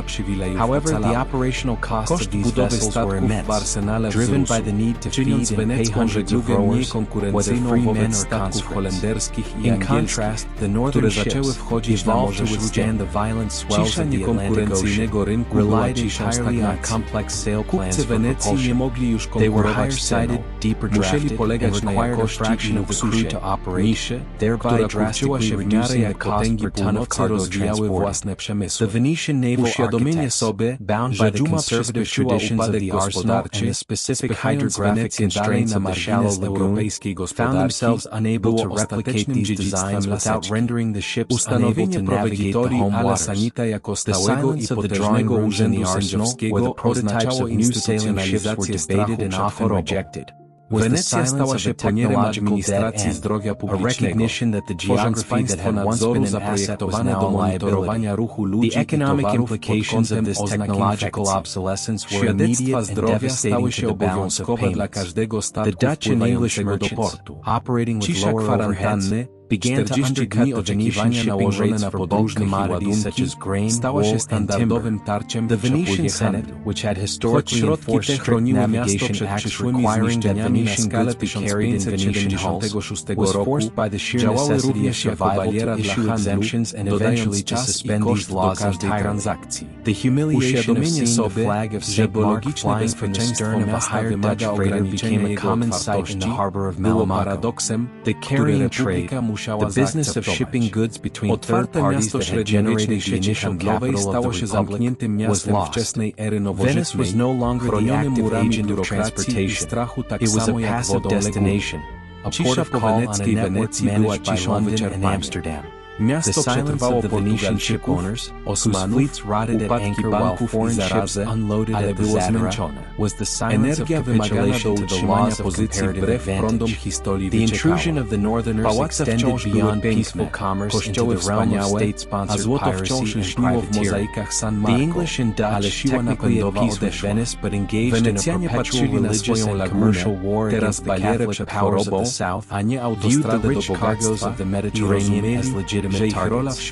The disruption of the shipping lanes in the Ionian Sea and the Aegean by these well-armed merchantmen, which often carried more cannon than a Venetian war galley, created a zone of insecurity that paralyzed the remaining Venetian trade with the Levant. The cost of marine insurance on the Rialto skyrocketed to prohibitive levels, effectively applying a tariff of fear to every bale of silk or sack of cotton that attempted the crossing. The Senate dispatched squadrons to hunt the pirates, but the heavy, slow Venetian ships were unable to catch the swift northern vessels, which could sail closer to the wind and weather storms that sent the galleys running for shelter.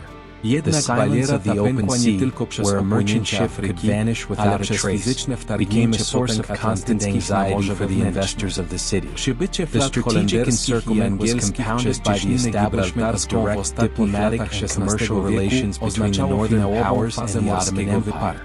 The English Levant Company and the Dutch directorates bypassed Venice entirely, establishing their own capitulations with the Sultan in Constantinople. They offered the Ottomans what Venice could not, high-quality steel, tin, and crucially the modern naval technology that the Turks craved to counter the Spanish. The Venetians, who had prided themselves on being the eyes and ears of Europe in the East, found that they were no longer the exclusive intermediaries. The Sultan, recognizing the shifting balance of power, began to favor the English and Dutch merchants, granting them lower tariffs and better access to the markets of Aleppo and Smyrna. The silence of the Venetian Bailo in Constantinople, waiting for an audience while the English ambassador was ushered into the presence of the vizier, was a diplomatic silence that spoke of a profound loss of influence. The Republic was no longer the indispensable partner, it was merely one of many tributaries and a diminishing one at that. The loss of the spice trade was now compounded by the loss of the textile trade. The English woolens, lighter and cheaper than the heavy Venetian cloths, began to flood the markets of the Levant, displacing the products of the Venetian looms. The crisis of the wool industry in the early 17th century was a direct result of this competition. The Venetian guilds, bound by rigid production standards and high wage requirements driven by the post-plague labor shortage, could not compete with the proto-industrial output of the north. The silence of the cloth factories in the Sestiere of San Croce, where the looms stood idle and the workers were dismissed, was the silence of deindustrialization.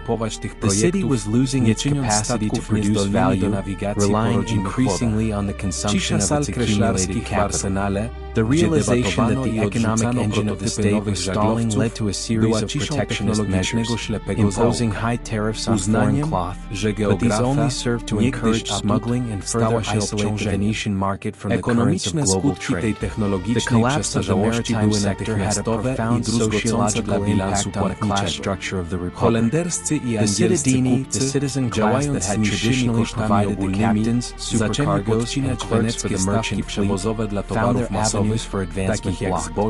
The meritocratic ladder, which allowed a man of modest means to rise through the ranks of the naval service to a position of wealth and responsibility, was broken. The society became more stratified and static.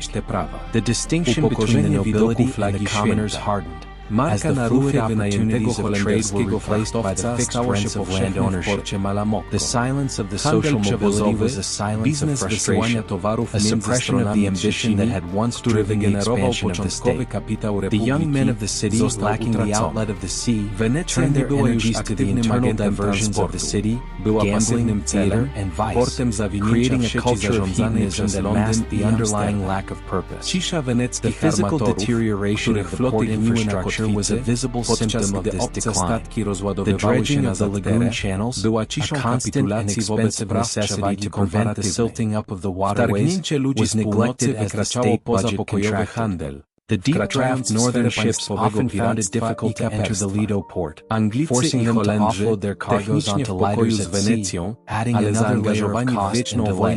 The arsenal, once the guarantor of the state's technical superiority, became a museum of obsolete technology. The great timber reserves were sold off to pay the interest on the public debt. The silence of the dredging barges, which should have been working day and night to keep the arteries of the city open, was an ecological silence that signaled the slow encroachment of the mud. The lagoon, which had been the city's protection, was becoming its tomb, silting up with the debris of the mainland rivers that the state could no longer afford to divert. The realization that the northern invasion was not a temporary disruption but a permanent displacement settled upon the Venetian consciousness by the year 1620. The outbreak of the 30 Years' War in Europe further disrupted the overland trade routes, severing the last tenuous links with the German markets. Venice was cut off from the north by war and from the south by competition. The city was an island in a sea of conflict, isolated and vulnerable. The Senate adopted a policy of strict neutrality, a quietism that sought to avoid any entanglement in the great power struggles of the age. This neutrality was not an assertion of strength, but a confession of weakness. The silence of the Venetian guns, while the rest of Europe burned, was the silence of a power that had withdrawn from history to tend to its own garden. The realization that they could no longer shape the events of the world, but only react to them, was the final acceptance of their diminished status. The empire of the sea had become a memory. The reality was a small, beautiful city fighting a losing battle against the economics of the Atlantic and the geology of the lagoon. The transformation of the civic identity from a center of global production and aggressive commerce into a sanctuary of localized consumption and performative leisure constituted the final, crystallized phase of the Venetian response to its economic obsolescence. By the middle of the 17th century, the realization that the dominion of the seas was irretrievable had been fully internalized by the patrician class, leading to a deliberate restructuring of the city's social and economic metabolism around the industries of pleasure, spectacle, and ephemeral luxury. Venice did not cease to be wealthy. The accumulated capital of the previous centuries was vast and entrenched in the stable value of the mainland estates, but the nature of its wealth changed from the dynamic generation of new profit to the static expenditure of old fortunes. The silence of the bustling wharves and the industrial workshops was replaced by the orchestrated noise of the opera house, the gaming table, and the carnival procession. The city began to market itself not as a hub of trade, but as a unique anomaly of history. A floating theater where the wealthy of Europe could escape the rigid moralities of their own courts and indulge in the refined vices of a dying republic. The institutionalization of gambling serves as the most potent symbol of this shift. In the year 1638, the Great Council, recognizing that the illegal gaming dens were hemorrhaging potential revenue, authorized the opening of the Rodato in the Palazzo Dandolo near San Marco. This was the first state-sanctioned public gambling house in Europe, a government-operated casino designed to harvest the liquidity of the visiting foreigners and the bored nobility. The interior of the Rodato was a space of regulated silence and masked anonymity. The players were required to wear the bata, a white mask that covered the face and muffled the voice, and a black cloak, erasing the distinctions of rank and identity. The silence of the card tables, where fortunes of gold ducats changed hands on the turn of a card, was the silence of a zero-sum game. Unlike trade, which created value through exchange, gambling merely redistributed existing wealth. The state took its cut from every hand, a tax on the desperation and boredom of its citizens. The Rodato became the new engine of the Venetian economy, a machine that converted the risk-taking impulse of the merchant into the self-destructive impulse of the gambler. The rise of the opera was another manifestation of this cultural pivot. The opening of the Teatro San Cassiano in 1637 as the first public opera house in the world marked the democratization of spectacle. Previously, musical entertainment had been the private reserve of aristocratic salons. Now, it was a commercial product sold to the ticket-buying public. The demand for opera was insatiable. Within a few decades, Venice boasted more opera houses than any other city in the world. The productions were lavish, utilizing complex stage machinery, illusionistic sets, and the vocal acrobatics of the castrati to create worlds of fantasy and myth. The silence of the audience in the darkened theater, suspended in disbelief as gods and heroes sang of love and tragedy, was a form of collective escapism. The operas often depicted themes of fallen empires and tragic nobility, reflecting the subconscious anxieties of the Venetian psyche back to itself in a sublimated, aestheticized form. The city became the stage, and the opera was the soundtrack of its decline, a beautiful, melancholy melody that drowned out the silence of the empty harbor. The Carnival of Venice expanded from a liturgical period of pre-Lenten license into a months-long season of social inversion and commercialized revelry. The wearing of masks became a daily habit for many, a way to navigate the shrinking social world of the city with a degree of freedom. The mask allowed the impoverished noble to beg without shame, and the wealthy merchant to solicit prostitutes without scandal. The silence of the mask was a social lubricant, allowing the rigid caste system of the republic to function in a state of decay without collapsing into open-class warfare. The city became a place of secrets and whispers, of assignations and gondolas and plots and coffee houses. The arrival of coffee in the 17th century and the establishment of the Café Florian and other establishments in St. Mark's Square created new spaces for social interaction. The silence of the coffee house was a buzzing, caffeinated silence, where the news of the world, the wars in Germany, the discoveries in the Americas, że nie mogą już kształtować wydarzeń świata, a jedynie na nie reagować, było ostateczną akceptacją ich pomniejszonego statusu. Imperium Morza stało się wspomnieniem. Rzeczywistością było małe, piękne miasto toczące przegraną bitwę z ekonomią Atlantyku i geologią Leguni. Transformacja tożsamości obywatelskiej z centrum globalnej produkcji i agresywnego handlu w sanktuarium zlokalizowanej konsumpcji i performatywnego wypoczynku stanowiła ostateczną, skrystalizowaną fazę weneckiej odpowiedzi na ekonomiczną przestarzałeś.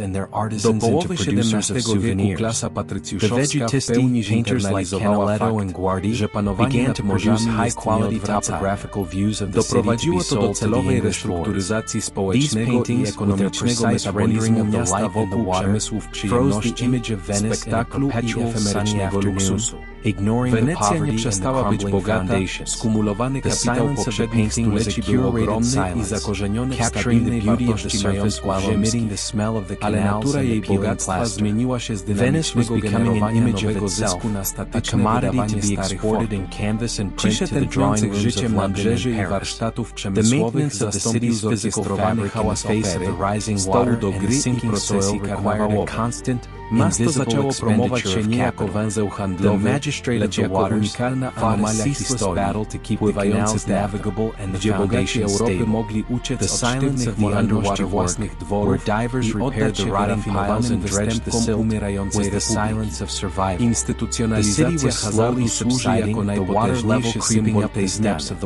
W roku 1638 Wielka Rada, uznając, że nielegalne jaskinie hazardu tracą potencjalne dochody, autoryzowała otwarcie rydatów Palazzo Dandolo. Był to pierwszy usankcjonowany przez państwo publiczny dom gry w Europie. Rządowe kasyno zaprojektowane do zbierania płynności odwiedzających cudzoziemców i znudzonych szlachty. Wnętrze rydatu było przestrzenią regulowanej ciszy i zamaskowanej anonimowości. Gracze musieli nosić bauta, białą maskę zakrywającą twarz i tłumiącą głos oraz czarny płaszcz, zamazujący różnice rangi i tożsamości. Cisza stołów karcianych, gdzie fortuny złotych dukatów zmieniały ręce przy obrocie karty, była ciszą gry osumizerowej. W przeciwieństwie do handlu, który tworzył wartość poprzez wymianę, hazard jedynie redystrybuował istniejące bogactwo. Państwo brało swoją dolę z każdego rozdania, podatek od desperacji i nudy swoich obywateli.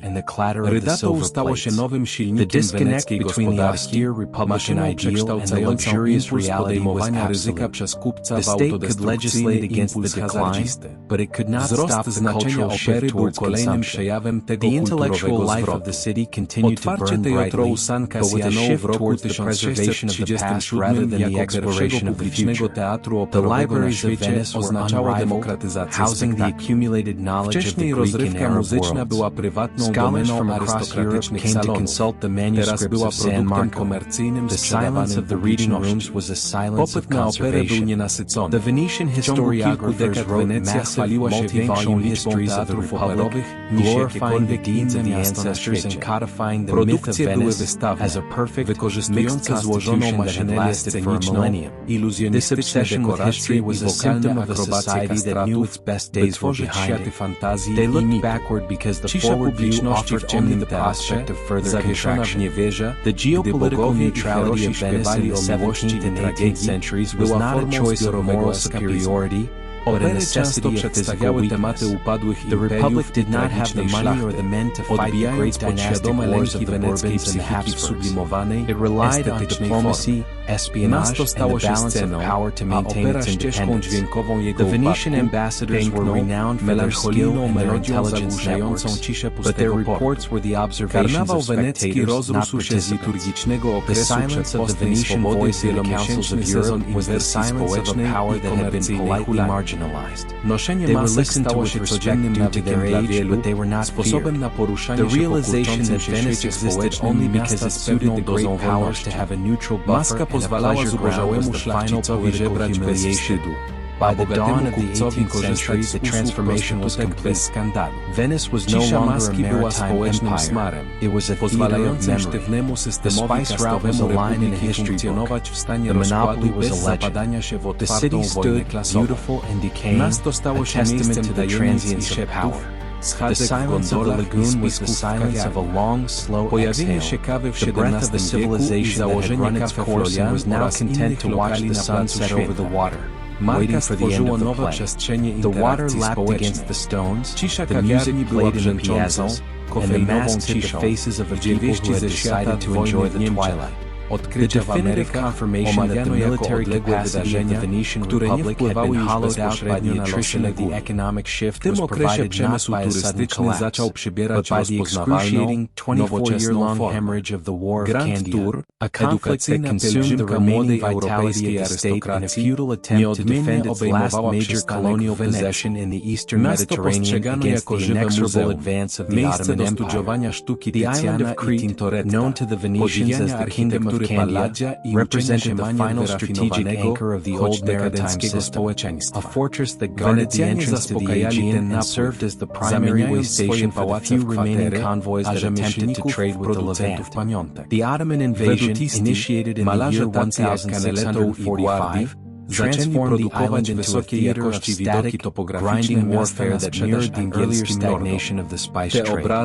The Venetian Senate, recognizing that the loss of Candia would signify the total erasure of the Republic as a Mediterranean power, committed itself to a defense that was disproportionate to its financial means, pouring the accumulated wealth of the terra firma estates into the bottomless pit of the siege. The silence of the Venetian treasury, emptied of the gold that had once flowed from the pepper tax, was the background noise to the distant thunder of the Ottoman cannons battering the walls of Heraklion.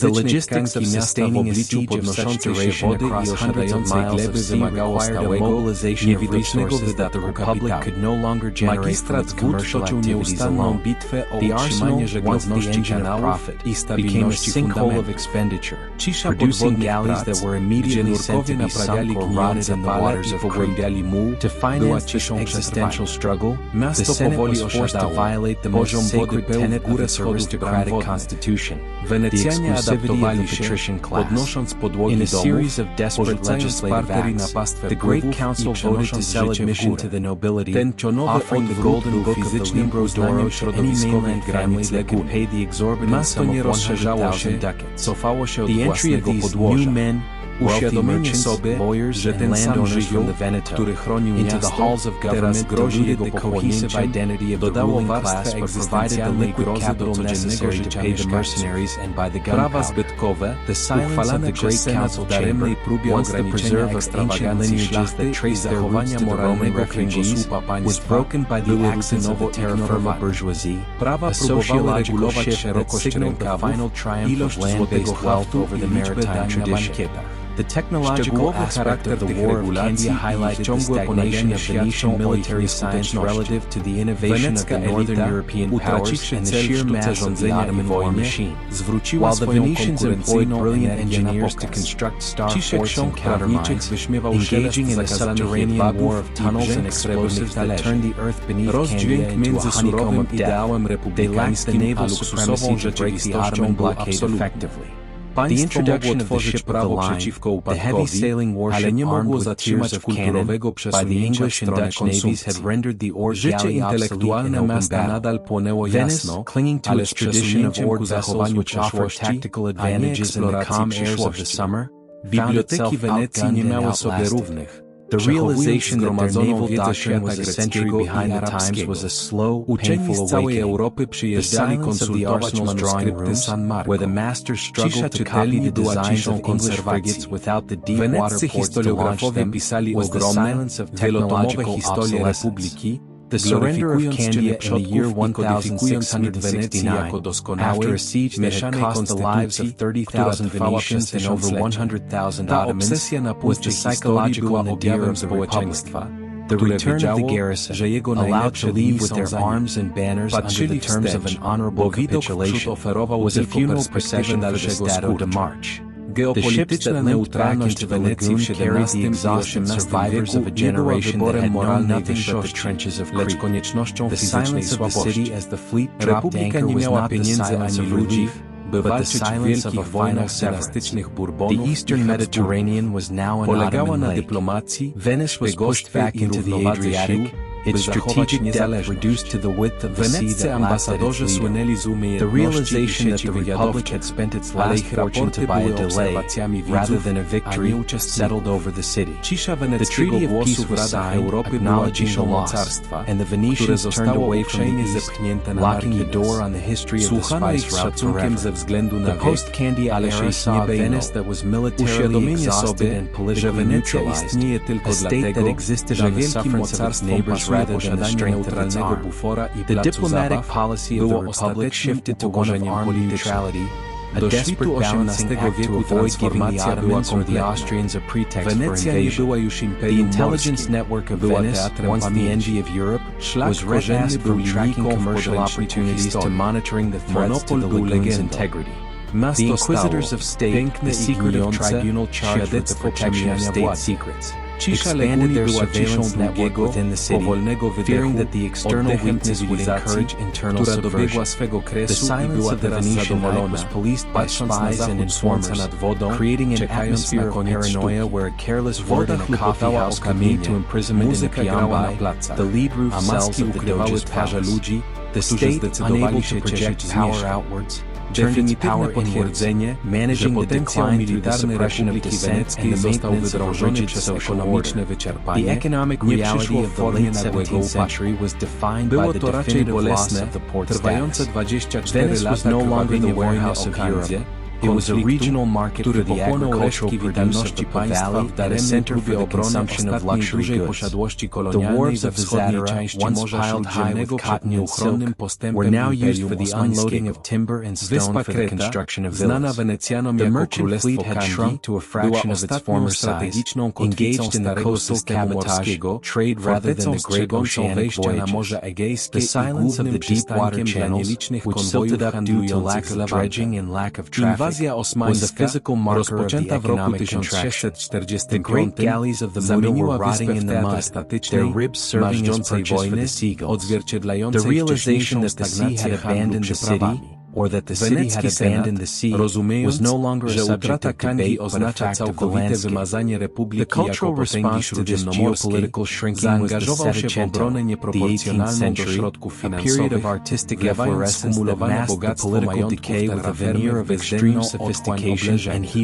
Cisza weneckiego skarbca, opróżnionego ze złota płynącego niegdyś z podatku pieprzowego, była tłem dla odległego grzmotu osmańskich armat uderzających w mury Logistyka utrzymania oblężenia o takiej długości przez setki mil morskich wymagała mobilizacji zasobów, której Republika nie mogła już wygenerować z samej działalności handlowej.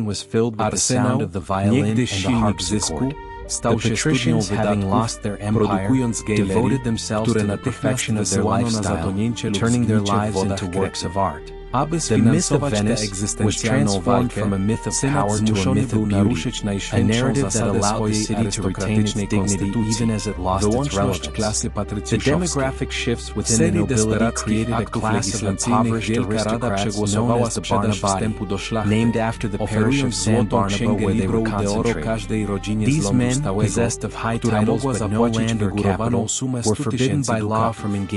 Wejście tych nowych ludzi i bogatych kupców, prawników i właścicieli ziemskich z Wenetą do sal rządowych rozcięciło spójną tożsamość klasy rządzącej, ale zapewniło płynny kapitał niezbędny do opłacenia najemników i zakupu prochu. Cisze Izby Wielkiej Rady, niegdyś rezerwatu starożytnych rodów wywodzących korzenie od rzymskich uchodźców, przerwały akcenty burżuazji z terrafermy, socjologiczne przesunięcie sygnalizujące ostateczny triumf bogactwa lądowego nad tradycją morską. Technologiczny aspekt wojny o Kandię uwypuklił stagnację weneckiej nauki wojskowej w porównaniu z innowacjami północnoeuropejskich mocarstw i samą masą osmańskiej machiny wojennej. Choć Wenecjanie zatrudniali genialnych inżynierów do budowy fortów gwiaździstych i kontrminów, angażując się w podziemną wojnę tuneli i materiałów wybuchowych, która zamieniła ziemię pod hydraulic project undertaken over centuries had successfully prevented the city from becoming part of the mainland, but it had also altered the tidal dynamics of the basin. The sea walls, the Murazzi, built of massive Istrian stone blocks to protect the barrier islands from the Adriatic storms, were the last great public work of the Republic. The silence of the engineers monitoring the tides was a silence of existential anxiety. They understood that the city was fighting a losing battle against the sediment and the sea. The rising water levels, imperceptible from year to year but significant over the century, began to invade the ground floors of the palaces, forcing the inhabitants to move upwards, abandoning the water gates to the algae and the crabs. The isolation of Venice in the 18th century was a paradox. It was the most visited city in Europe, yet it was politically alone. The great powers, France, Austria, England, viewed Venice as a curiosity, a relic of a bygone age that was ripe for partition. The Venetian ambassadors in Paris and Vienna reported the dismissive attitude of the foreign courts, the polite contempt with which the serene republic was treated. The silence of the Venetian voice in the Treaty of Utrecht or the Treaty of Aix-la-Chapelle was the silence of a non-entity. The republic was no longer a player at the table. It was merely a prize to be traded. The realization that their independence relied entirely on the balance of power between potential predators, rather than on their own strength, created a fatalistic atmosphere in the council.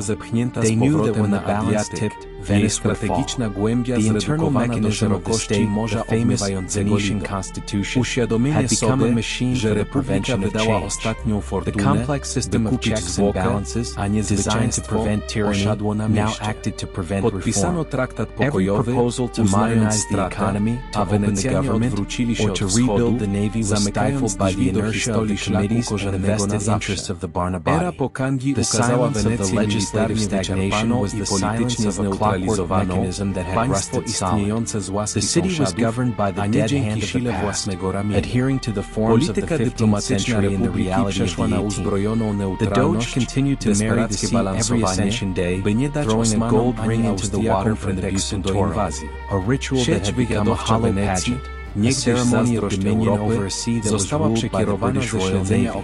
The intellectual life of the city, however, remained vibrant, acting as a counterpoint to the political decay. The cafes of St. Mark's Square, particularly the Florian and the Quadri, became the salons of the Enlightenment, where the ideas of Voltaire and Rousseau were debated in the haze of tobacco smoke. The silence of the censorship office was frequently broken by the clandestine circulation of forbidden books. The Venetian printers continued to supply the Mediterranean with literature, acting as a bridge between the radical thought of the North and the conservative South. The city produced figures like Carlo Goldoni, whose plays satirized the decay of the nobility and the rise of the merchant class, holding a mirror up to the society that was slowly dissolving.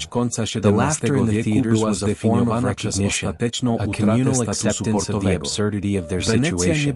As the 18th century drew to a close, the shadow of the French Revolution began to lengthen across the Alps. The news of the fall of the Bastille and the execution of the French king was received in Venice with a mixture of horror and paralysis. The Senate, terrified of Jacobinism, tightened the surveillance of the population, fearing that the ideas of liberty and equality would ignite the discontent of the lower classes.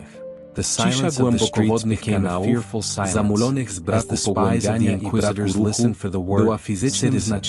The realization that the old order of Europe was collapsing, and that Venice was a part of that order, created a sense of impending doom. The Republic had survived the Turks and the plague, but it was ill-equipped to survive the ideology of the modern nation-state. The final years of the Republic were marked by a bizarre contrast between the gaiety of the carnival and the emptiness of the arsenal. In the winter of 1796, as Napoleon Bonaparte's army swept through the Italian peninsula, the Venetians danced in their masks, spending the last of their capital on balls and masquerades. The disposable income of the state was gone. The navy consisted of a few rotting hulls and a handful of Slavonian mercenaries. The silence of of the lagoon was about to be broken by the sound of French artillery. The Venetians looked out from their balconies, seeing the smoke of the battles on the mainland, and understood that the buffer of the terra firma had been breached. The water was no longer a defense, it was a trap. The monopoly of the spice trade had been lost 3 centuries ago, but the monopoly on their own sovereignty was about to be lost in a matter of days. The long, slow decline was ending not with a whimper, but with the silence of a city holding its breath before the final blow. The arrival of the French army of Italy on the western horizon of the lagoon in the spring of 1797 was the physical manifestation of the apocalypse that the Venetian Senate had spent the better part of a century trying to avert through the policy of unarmed neutrality. The silence of the terra firma, which had been the agricultural breadbasket and the secure retreat of the nobility, was shattered not by the Ottoman cannons they had always feared, but by the rapid, fluid maneuvers of Napoleon Bonaparte's revolutionary brigades. The Venetian defensive strategy, predicated on the maintenance of a delicate diplomatic balance between the Austrian Empire and the French Republic, collapsed the moment the belligerents decided that the territory of the Serene Republic was no longer a neutral buffer but a theater of operations. The Senate, paralyzed by the inertia of its own constitution and the terror of Jacobinism, issued orders to the commandants of the mainland fortresses to offer no resistance, a command that effectively surrendered the logistical depth of the state without firing a shot. The archers of the past, who had defended the walls of Candia for 20 years, were replaced by mercenaries who surrendered Verona and Brescia upon the first demand. The realization that the wise neutrality was in fact a suicide pact settled upon the Doge and the Council of Ten as the French artillery emplacements became visible from the bell tower of San Marco. The diplomatic correspondence between the Doge Ludovico Manin and the young French general revealed the total asymmetry of the confrontation. The Venetian envoys employed the archaic language of the 15th century, speaking of ancient rights, sovereign dignity, and the inviolability of the lagoon. Bonaparte replied with the brutal clarity of the modern age, declaring his intention to be an Attila to the state of Venice, and demanding the immediate democratization of the government. The silence of the great council chamber, usually a space of slow deliberation and secret balance, was invaded by the noise of the street. The psychological wall that had separated the patrician class from the popolani, the common people, began to crumble as the fear of a French-inspired uprising spread through the city. The arsenal, empty of ships but full of disgruntled workers, became a focal point of anxiety. The realization that the state had lost the monopoly on violence within its own capital was the final blow to the legitimacy of the aristocracy. They could not defend the city from the French, and they could not defend themselves from their own citizens. The final session of the Great Council, held on the 12th day of May in the year 1797, was the funeral rite of the Republic. The session did not take place with the usual pomp and circumstance. The required quorum of 600 members was barely met, as many patricians had fled to their country estates or were hiding in their palaces. The Doge, a man whose family had bought its way into the nobility during the wars of the 17th century, addressed the assembly with a trembling voice, recommending the acceptance of the French ultimatum and the abdication of the sovereign authority. The silence of the hall was broken by the sound of musket fire from the square outside, a volley discharged by the Slavonian guards who were being evacuated, but which the terrified nobles interpreted as the beginning of a Jacobin revolution. In a panic that stripped away the last vestiges of dignity, the council voted overwhelmingly to dissolve the republic and hand power to a provisional municipality. The yes votes were not cast with pride, but with the haste of men seeking to save their property and their lives. The realization that the oldest republic in the world was ending not with a heroic last stand, but with a bureaucratic vote of surrender, was the ultimate humiliation. The abdication of the Doge involved the physical dismantling of the symbols of state. Ludovico Manin removed the corno, the horn bonnet that symbolized the ducal authority, and handed it to his valet, remarking that he would not be needing it again. This quiet gesture in the private chambers of the palace marked the end of 1,100 years of independence.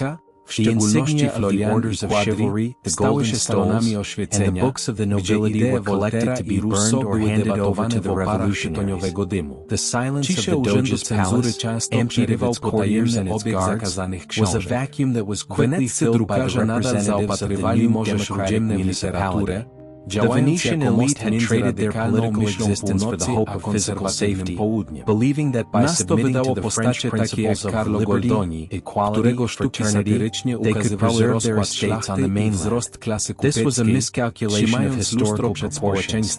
They had surrendered the only thing that gave them leverage, their sovereignty, to a power that viewed them as archaic relics to be plundered. The entry of the French troops into the city was a violation of the sacred geography of the lagoon. For centuries, no foreign army had ever set foot on the Rialto. The arrival of the grenadiers in St. Mark's Square, planting the Tree of Liberty, and burning the insignia of the Lion of St. Mark, was a visual shock that traumatized the population. The silence of the Venetian crowds, watching the desecration of their symbols, was a silence of cognitive dissonance.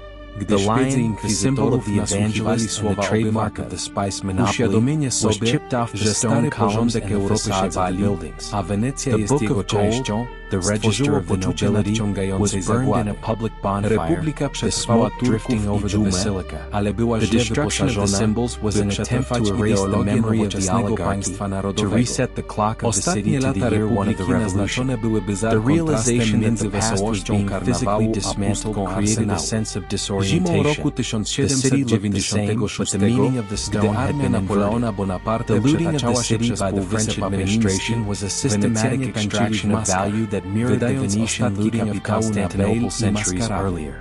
The quadriga, the four bronze horses that had stood on the balcony of St. Mark's Basilica since the Fourth Crusade, symbols of Venetian triumph over the East, were lowered by pulleys and craving for transport to Paris. The Lion of St. Mark on the granite column in the Piazzetta was toppled and taken. The silence of the empty pedestals was a screaming silence, a physical manifestation of the loss of agency. The works of Titian, Tintoretto, and Veronese were stripped from the altars and the ceilings of the churches, and the skilled grandee rolled up and shipped to the Louvre. The arsenal, the holy of holies of the Venetian state, was stripped of its remaining cannons, its timber, and its hammer.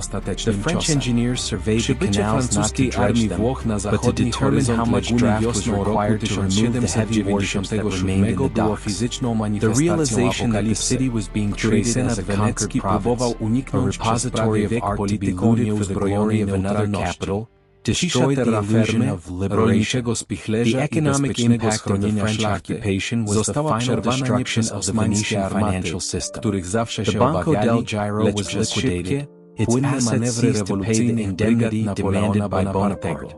The silver plate of the churches and the gold of the guilds were melted down to mint coins to pay the French soldiers. The silence of the melting pots in the Zecca, consuming the reliquaries in the chalices of the centuries, was the sound of the city eating its own soul to survive. The rich families were subjected to heavy requisitions, forcing them to sell their lands and their jewelry. The flow of capital, which had once moved from the east to Venice, now moved from Venice to Paris. The city was bled white, its liquidity drained to fund the wars of the Directory.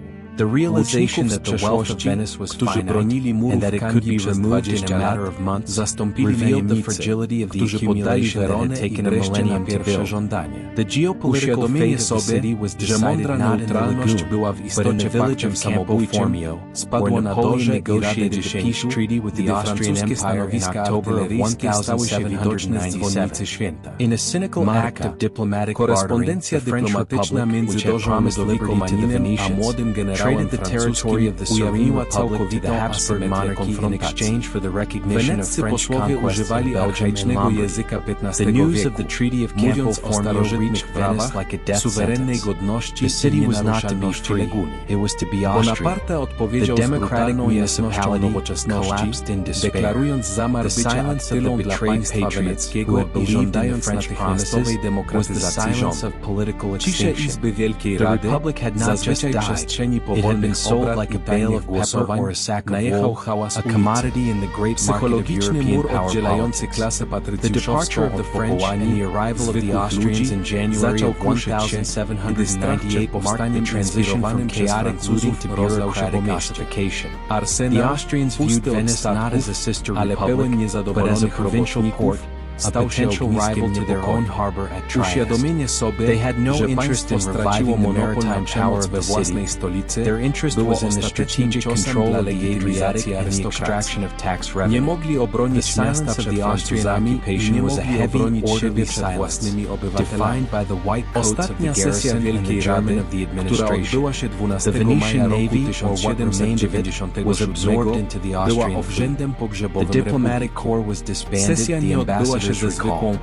The realization that Venice was no longer a subject of international law, but merely a city in a foreign empire, was the final acceptance of the new reality. The map of Europe had been redrawn, and there was no line of St. Mark upon it. The destruction of the Bucentoro, the Golden State barge used for the marriage to this peace ceremony, was the final symbolic act of the French before their departure. The vessel, a masterpiece of floating sculpture covered in gold leaf and velvet, was burned in the arsenal to extract the precious metals. The flames that consumed the ship consumed the last physical link to the ritual that had defined the Venetian relationship with the ocean. The ashes of the Bucentoro drifted on the water of the lagoon, mixing with the sewage and the silt. The silence of the Ascension Day, with no barge to throw the ring, no cheering crowds, and no doge, was the silence of a widow. The marriage was annulled. The sea had taken back its dowry. The Venetians understood that they were no longer the husbands of the Adriatic, but its orphans. The entry of the French troops into the city was a violation of the sacred geography of the lagoon. For centuries, no foreign army had ever set foot on the Rialto.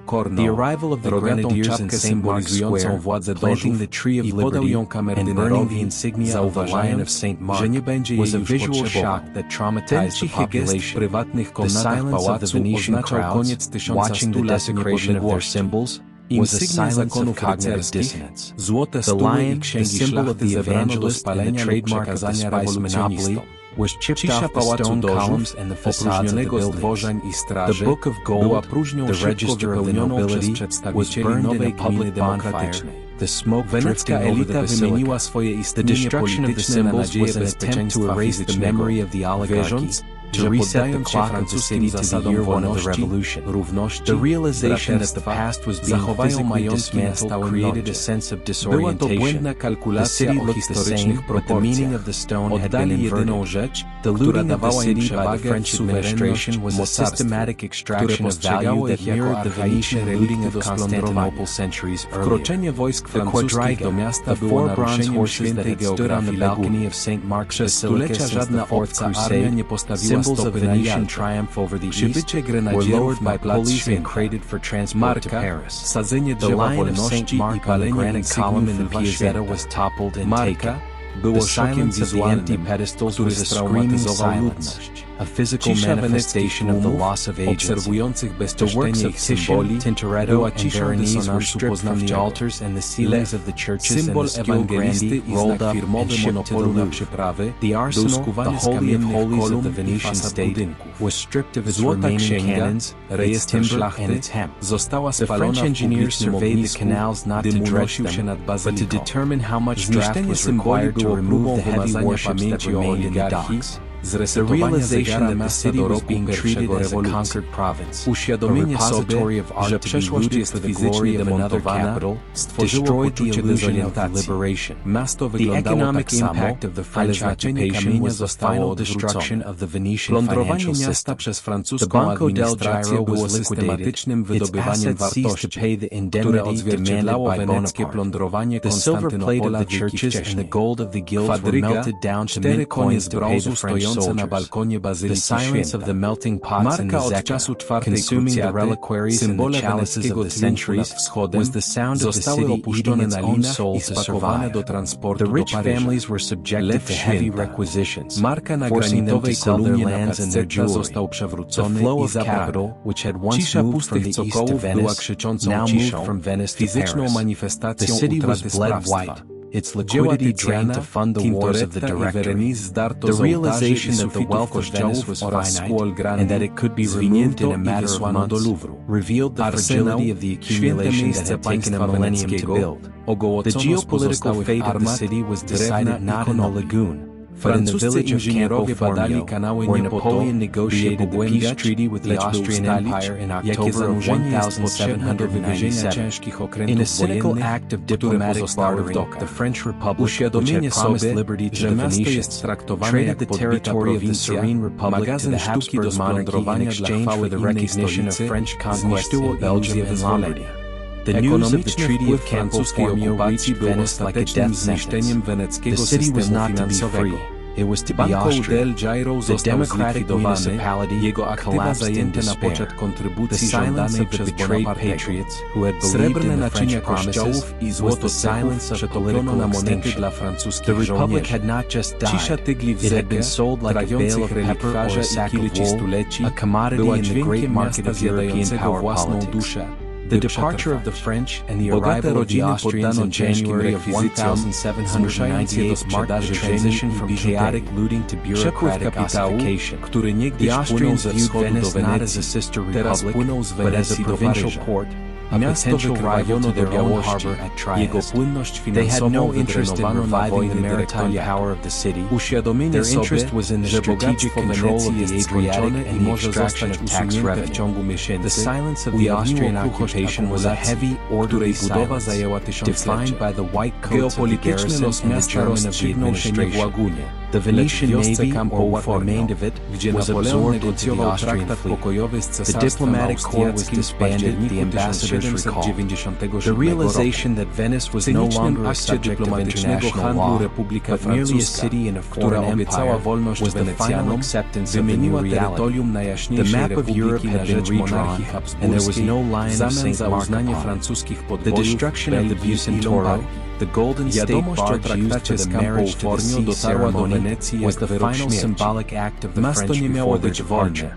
The vessel, a masterpiece of floating sculpture covered in gold leaf and velvet, was burned in the arsenal to extract the precious metals. The flames that consumed the ship consumed the last physical link to the ritual that had defined the Venetian relationship with the ocean. The ashes of the Bucentoro drifted on the water of the lagoon, mixing with the sewage and the silt. The silence of the Ascension Day, with no barge to throw the ring, no cheering crowds, and no doge, was the silence of a widow. The marriage was annulled. The sea had taken back its dowry. The Venetians understood that they were no longer the husbands of the Adriatic, but its orphans. The long 19th century that followed the fall of the Republic was a period of physical decay and economic stagnation, a winter of the soul, for the city that had once been the marketplace of the world. Under the Austrian administration, and later the brief return of the French under the Kingdom of Italy, and finally the Austrian restoration, Venice was systematically deindustrialized. The arsenal ceased to be a center of production and became a naval depot. The glass furnaces of Murano went cold as tariffs favored Bohemian crystal. The silence of the canals was broken only by the sporadic traffic of local barges. The population plummeted as the workers emigrated to the mainland or to the Americas in search of bread. The palaces on the Grand Canal, too expensive to maintain for the impoverished nobility, began to crumble. The plaster peeled, the frescoes faded, and the roofs leaked. The stones of Venice, as John Ruskin would later describe them, were sinking into the mud, not from the weight of gold, but from the weight of neglect. The transformation of the city into a free port in the mid-19th century was an attempt to revive its commercial fortunes, but the geography of trade had shifted permanently. The port of Trieste, favored by the Habsburgs and connected by rail to Vienna, had captured the traffic of Central Europe. Venice was a port without a hinterland, an island without an empire. The silence of the Zadro was the silence of a bypass. The dredging of the deep channels was neglected, and the sandbars of the Lido grew, choking the entrance to the lagoon. The realization that the commercial vitality of the city could not be legislated back into existence was a slow, painful lesson. The spice route was a ghost, and no amount of customs exemptions could bring the pepper ships back from the Cape of Good Hope. The arrival of the railway bridge in the year 1846, connecting Venice physically to the mainland for the first time in its history, was the final negation of the city's insular identity. The silence of the lagoon, which had been the city's defense and its definition, was breached by the steam whistle of the locomotive. The train brought not spices and silk, but tourists and coal. It integrated Venice into the terrestrial network of Europe, but as a terminus, a destination for the leisure class. The Grand Tour evolved into mass tourism. The hotels opened in the converted palaces, the gondoliers became guides, and the city began to sell its own reflection. The silence of the early morning before the trains arrived became the only time the Venetians could recognize their own city. The noise of the steam engine was the sound of the modern world arriving to inspect the corpse of the medieval one. The political movements of the Risorgimento, the struggle for Italian unification, found an echo in Venice, culminating in the revolution of 1848 and the brief restoration of the Republic under Daniele Manin. For 17 months, the city resisted the Austrian siege, enduring bombardment and cholera in a final heroic affirmation of its identity. The silence of the blockade was a silence of starvation and defiance. The Venetians melted down their remaining silver to buy cannons, reliving the spirit of the War of Candia. But the geopolitical reality was unchanged. They were alone. The surrender in 1849 was the end of the last dream. The Austrians returned, and the silence of the occupation resumed, heavier than before. The realization that Venice could not stand alone, that it must be part of a larger nation to survive, paved the way for the eventual annexation to the Kingdom of Italy in 1866. The integration into the Italian state was a political liberation but an economic afterthought. Venice was a marginal city in the new kingdom, far from the industrial centers of Milan and Turin and the political center of Rome. The Venetian problem, how to maintain a city built on water in the age of steel and concrete, became a national burden. The silence of the bureaucrats in Rome when discussing the budget for the lagoon was the silence of indifference. The city was a cultural jewel, a national monument, but not an economic engine.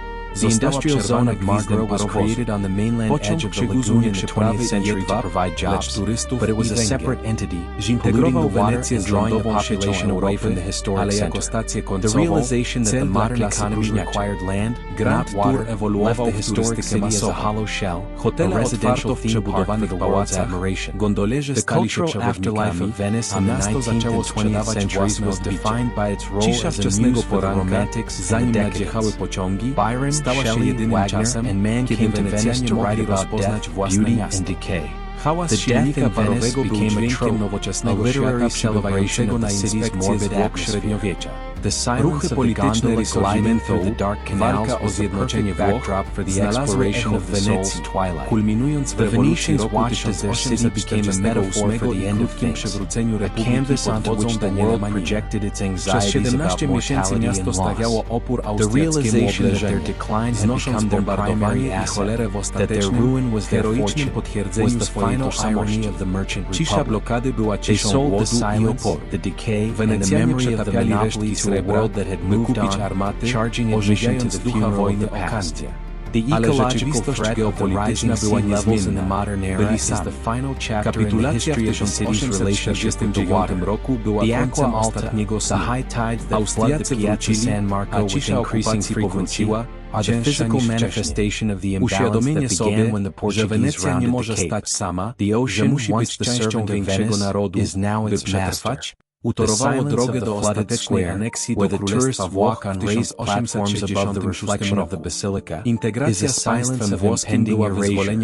The most project, the massive floodgates designed to close the lagoon from the Adriatic, is the modern equivalent of the great walls of the Arsenal, a desperate engineering attempt to hold back the tide of history and nature. Problem wenecki, jak utrzymać miasto zbudowane na wodzie węża stali i betonu, stał się ciężarem narodowym. Cisza biurokratów w Rzymie podczas dyskusji o budżecie dla Leguni była ciszą obojętności. Miasto było klejnotem kultury, pomnikiem narodowym, ale nie silnikiem ekonomicznym. Strefę przemysłową Marghera utworzono na kontynentalnym skraju Leguni w XX wieku, by zapewnić miejsca pracy, ale był to odrębny byt, zanieczyszczający wodę i odciągający ludność od historycznego centrum. Uświadomienie sobie, że nowoczesna gospodarka wymaga lądu, a nie wody, pozostawiło historyczne miasto jako pustą skorupę, mieszkalny park tematyczny dla podziwu świata. Kulturowe życie po życiu Wenecji w XIX i XX wieku definiowała jej rola jako muzy dla romantyków i dekadentów. Byron, Shelley, Wagner i Mann przybywali do Wenecji, by pisać o śmierci, pięknie i rozkładzie. Śmierć w Wenecji stała się tropem, literacką celebracją chorobliwej atmosfery miasta. Cisza gondoli sunącej przez ciemne kanały była idealnym tłem dla eksploracji zmierzchu duszy. Wenecjanie patrzyli, jak ich miasto staje się metaforą końca rzeczy, płótnem, na które świat projektował swoje lęki o śmiertelność i stratę. Uświadomienie sobie, że ich upadek stał się ich głównym atutem, że ich ruina jest ich fortuną, było ostateczną ironią Republiki Kupieckiej. Sprzedawali ciszę, rozkład i pamięć o monopolu światu, który poszedł naprzód, pobierając opłatę za wstęp na pogrzeb przeszłości.